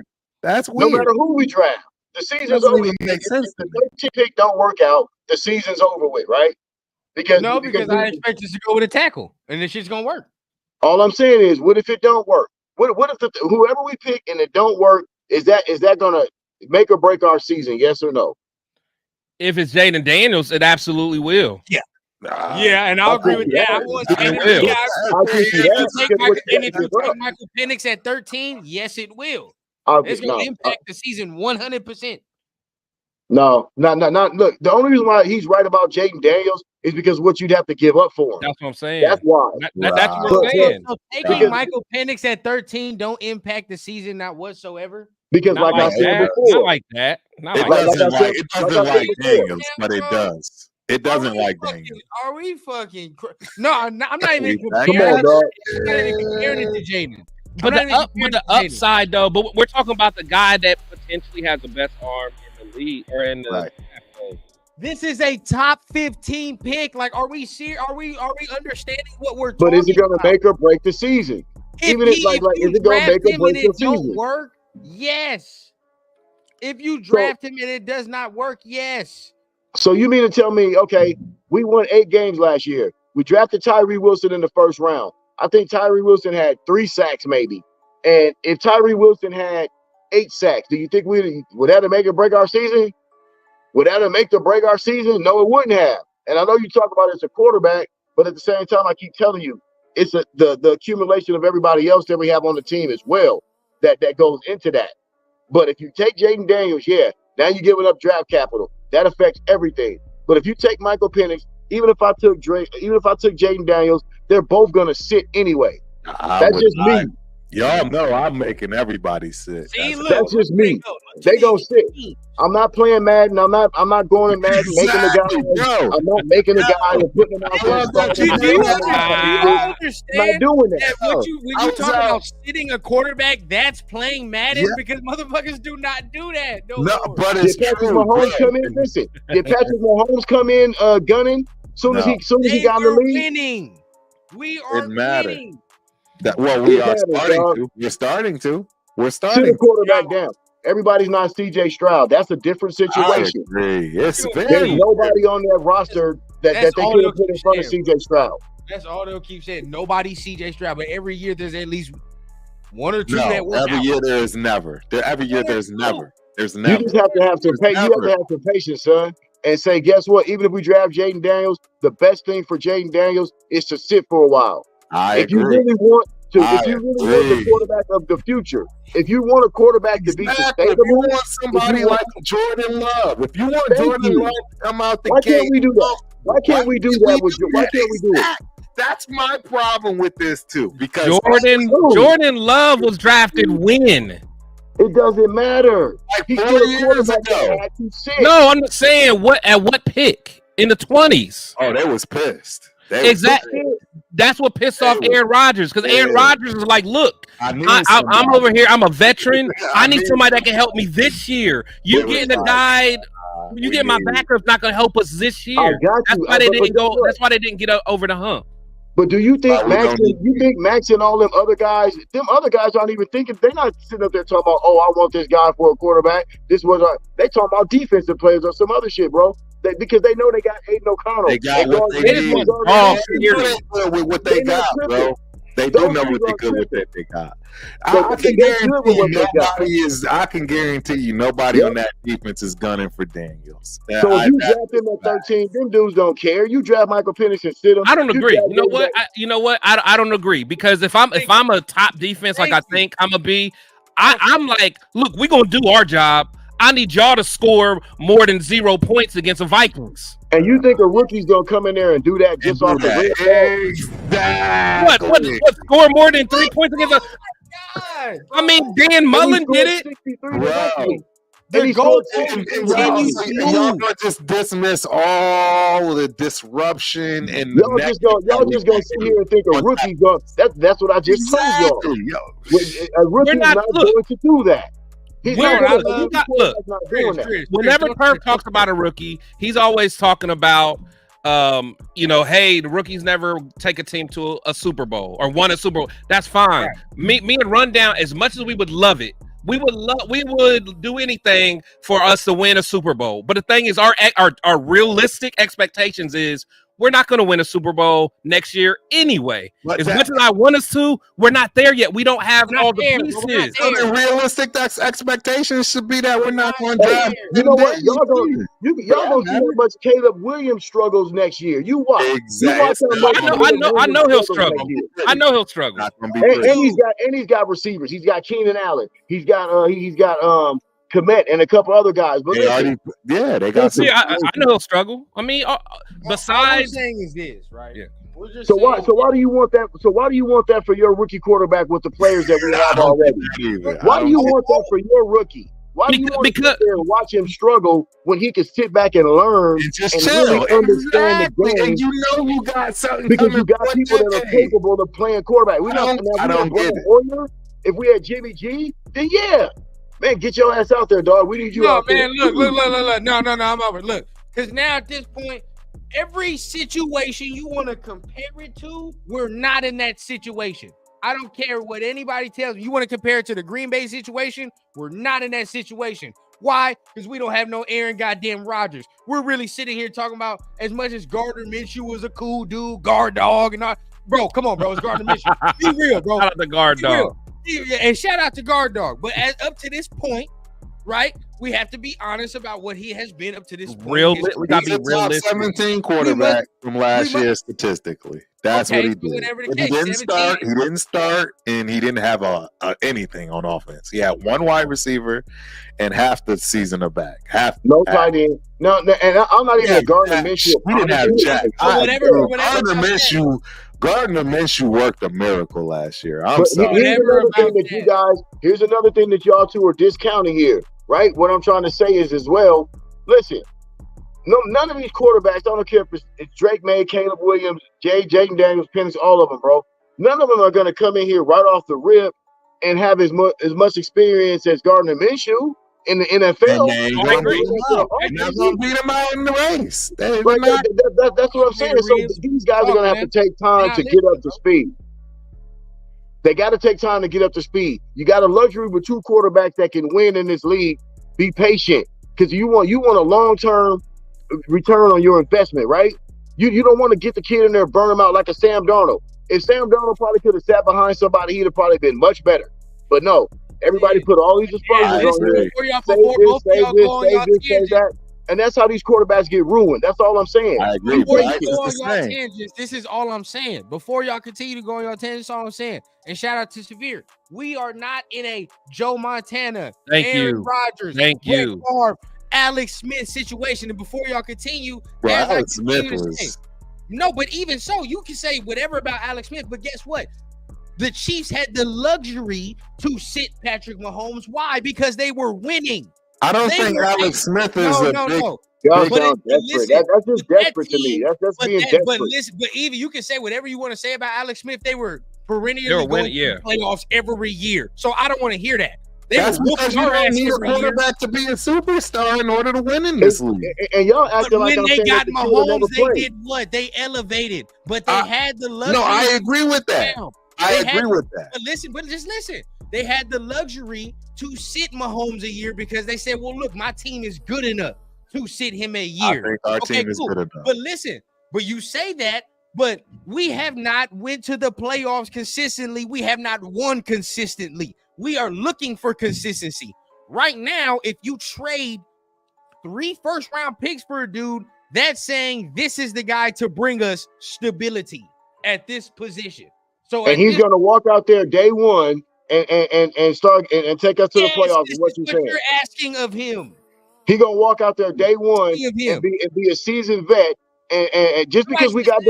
Devontae and all these other guys, you It's think gonna just work. because you think you just automatically thinking he just gonna walk in like, okay, I got Devontae Adams, I got Jacoby Myers, I'm ready to go. He We were still has cool- to learn how to make cool with reads. CJ He still has to Stroud learn last year. NFL defenses. Like there's things that he still needs to learn no matter who the talent around him is, right?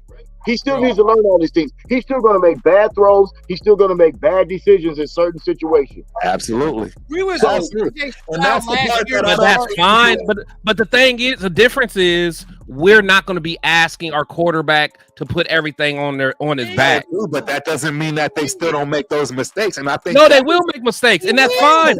CJ made mistakes starting off last year. Exactly, but that's my point. That's why I have so much faith in ALC. Y'all didn't see Continue the getting progression better on as the- the season goes on. Exactly. Thank you, sir. Thank you, sir. AOC did, and AOC did a one up. AOC said, "Not only am I Did going he? to play better, That's what I'm he saying. said I'm not going to Did have he? turnovers. Yeah. Listen, I'm and not that's the going thing to turn over too. the ball. I may not do There you what go, y'all sir. expect me to do. Yep. What That's I'm where they not lose me doing- and run down. Yeah, That's where they come on, lose. bro. And what Like- I'm not going to do is turn the ball over as a rookie, which most rookies do, and actually cause you to lose games. And the telltale sign of any improving player is, does he improve as the season goes on? Did he improve as the season went on? And yes, he did. That's another thing 100%. about AOC. Like, if we don't pick a quarterback, I'm not going to be upset with that either, because I think this kid I like this kid. I really like this kid. You know what I mean? I think AOC can actually do the job, really. But if you feel like there's someone that has a higher ceiling, I'm all for that as well. But like I said, you're just in a luxurious position where you don't have to ruin a kid. Right. You don't have to put a kid out there so early just because you're excited because you got a new quarterback, a young guy. We all excited about it. It just We doesn't all make excited sense about to it. ruin them. I don't This get is it. what kills If the us. court, This is what kills Chris and I about when you start talking about AOC. Yeah, you say Shout out. he. Thank y'all in the chat, man. Appreciate it, man. Everybody in the chat, we appreciate y'all. It's a spicy conversation. It's a little long. We running long tonight, but Yeah, man, I'm in trouble. pre-draft party tonight because you ain't gonna see the trouble. syndicate. Yeah, you ain't gonna see the syndicate until Thursday. Yeah. Saturday. So by Sunday we gonna know what goes on. But Yeah. regardless of it, right? Hit the like button, pay the shield tax. By the way, hit that like button. But regardless of it, when you lose us is when you say, okay, AOC improved. Sure, he improved, but how much did he improve? He improved immensely based on where he was. And that's the point. Immensely? I mean, based on the fact that the kid couldn't even throw the ball when he first got in the game. That Really, wasn't how an good option. is that? He was catching That's more what sacks just based on the fact of this. that's what I'll be saying. Run down like Okay, well, answer me this. So do y'all feel like that's where he's gonna stop at? Is he gonna stop at the last thing that you saw him do? Which that last game against Denver, I thought he played his best game. I felt like he really understood. I'll agree. He looked like he understood the NFL game, and he, you know what I mean. So like, and that got me excited. That's what I'm saying. Hey guys, remember this guy's gonna get better too. He's gonna get better too. You guys keep discounting what Devontae and them said about him. I don't think that was just shit talk. Exactly. the same Devontae that posted about Jayden Daniels. That same one. Yep, that same one. Yep, that same one, because he knows all right. that's exactly what his head coach wants.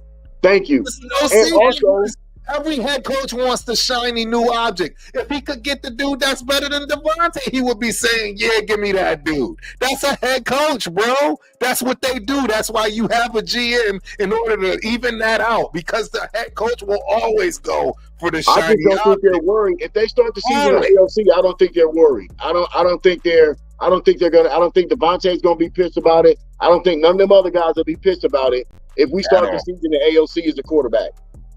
I just want y'all youngsters just to kind of realize that the position that we're in. We're in a unique position. We're in a unique position to take advantage of. We can take advantage of opportunities on every level. If we get a rookie and we rock with him, okay, cool, go ahead. We got the luxury of sitting him down, letting him do a little Jordan Love. You know what I mean? If we don't, that tells you that the whole brass is like, okay, I think we good with AOC. We gonna move into this shit. We got a killer defense. We about to put these things around them and let's go. Like we got the best of both worlds right now, right? So just sit back, be patient. We draft a youngster, sit him down, let him chill for a minute, so he can really, really get in that motherfucker and get going when we really want him to. Right. Hey, I got a lot. We got a lot to talk about right here. This is a fabulous question, and I don't know the answer, but we are absolutely going to find out. First and foremost, shout out 93 Nav, man. Appreciate it, man. He's a member. He's a guy. Super chatting. Hey, trivia question. How many Heisman quarterbacks won chips? That is a fabulous question. Man, I don't know the answer. On that one. I don't know it. I'm not going to Google it yet. So I'm like, anybody in the chat know? And for the record, y'all, Aiden O'Connell is very Raider. Aiden O'Connell was very classic Raider. Aiden O'Connell, classic Raider. Yeah. Oh man. Whoa. Hold on, Turf. Wait, Turf. What did you say? Remember, we've never had the shiny toy quarterback. We've never had the shiny toy quarterback. Give me a second, because I know you and it's right for you to call me out. But honestly, real talk. What I mean is by the demeanor. This is what I'm trying to say. The man never gave. Y'all know Turf. The man never gave two shits from day one what anybody thought. Stabler was the same way. He played with the same attitude and could not care about anything around him from that perspective. That's what I mean by AOC. AOC has been dealing with the worst. No one gives him grace on this. And that's the part that drives me more mad than anything. Y'all want to give all these other players grace where they had the best coaching, the best everything, and they still failed. AOC has a freaking offensive coordinator. I mean, a quarterback's coach for his offensive coordinator. He's getting grace, but at the same time, he ain't getting no grace. He's getting no grace. He doesn't even have an offensive coordinator. And listen, I say the reason why I say AOC is very Raider is because we've never had the shiny toy quarterback. We got 3 bowls, and all of those quarterbacks, even if it was Stabler, even Plunkett, you know what I mean? Derek Carr to a certain extent, even Rich Gannon. We've never had the shiny toy Dan Marino, John Elway, Justin Herbert.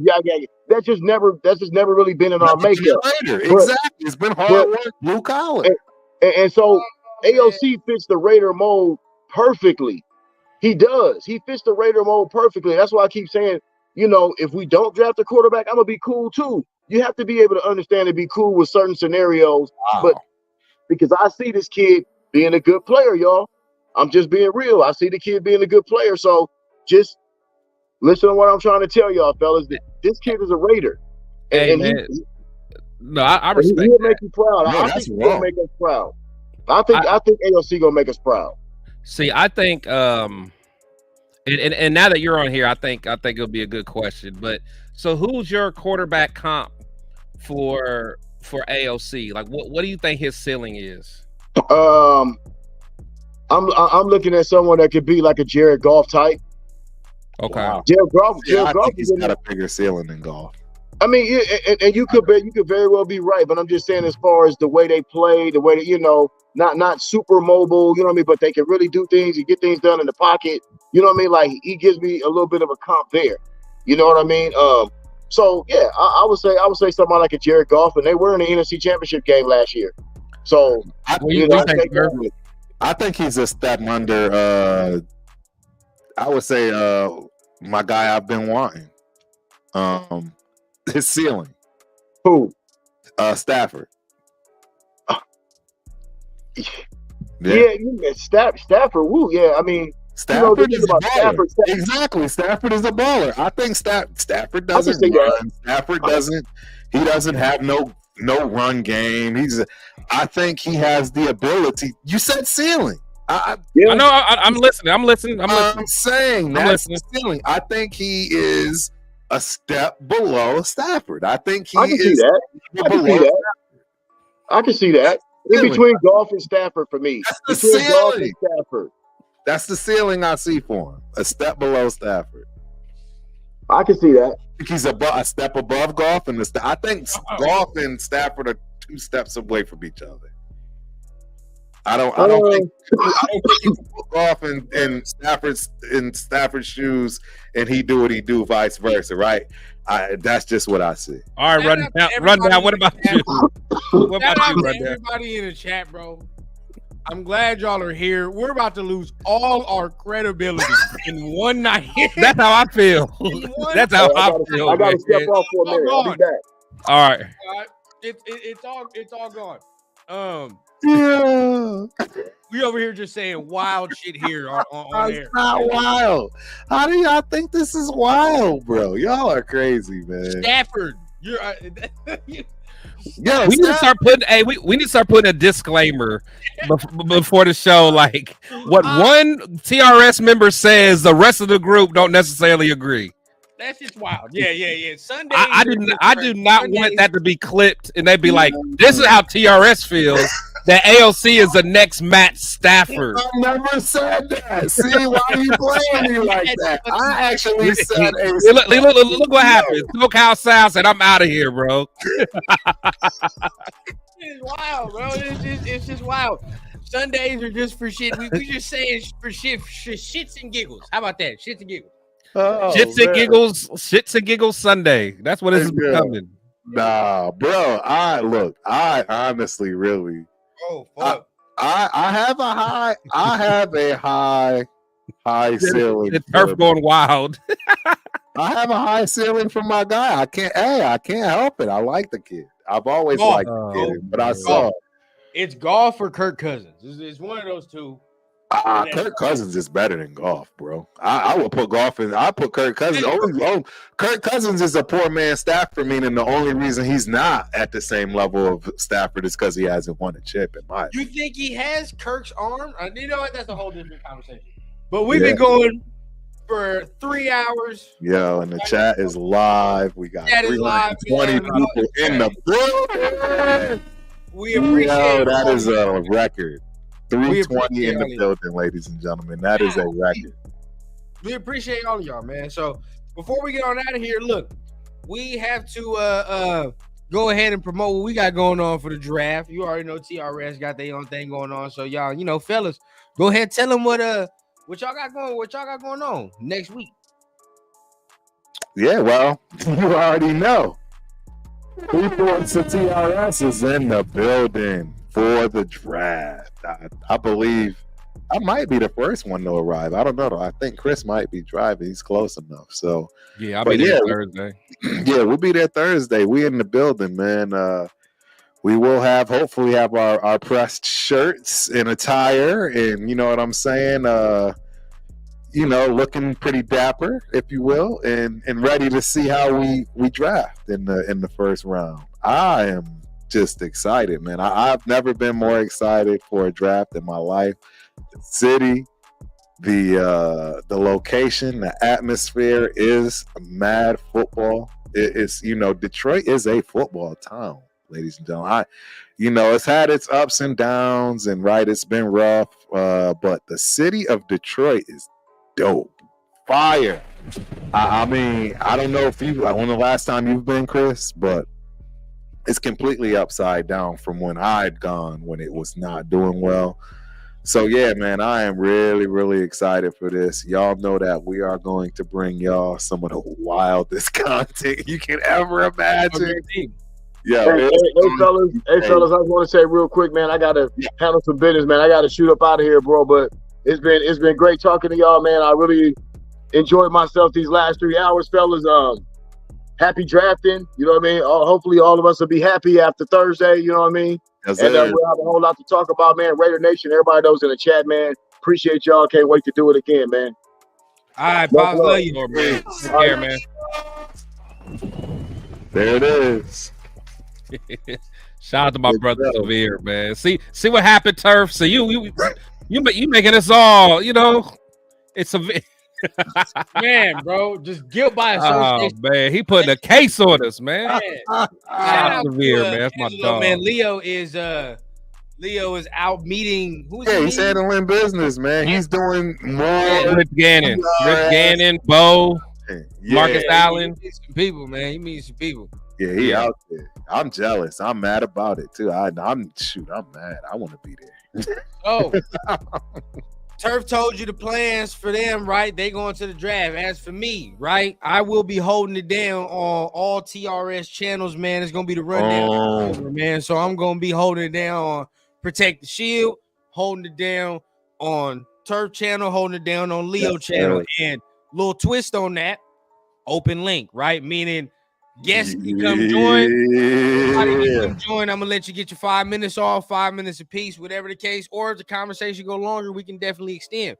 But whatever the case, man, gonna be an open link. I'm gonna post to my channels. I'm sure the brothers gonna post to theirs. And at the end of the day, man, it's gonna be a fun time next Thursday. I was gonna say I gotta interrupt you, bro. Yeah. Oh yeah. 93 Nav, man. Out of 9-3, man. Appreciate the support, buddy. Shout out, man. The answer is 10 total quarterback Heisman winners won a Super Bowl. Only 2 won it twice. Plunkett and Starbrock. That brings my point. 2 Heisman winners in this draft. The odds, I'm just saying.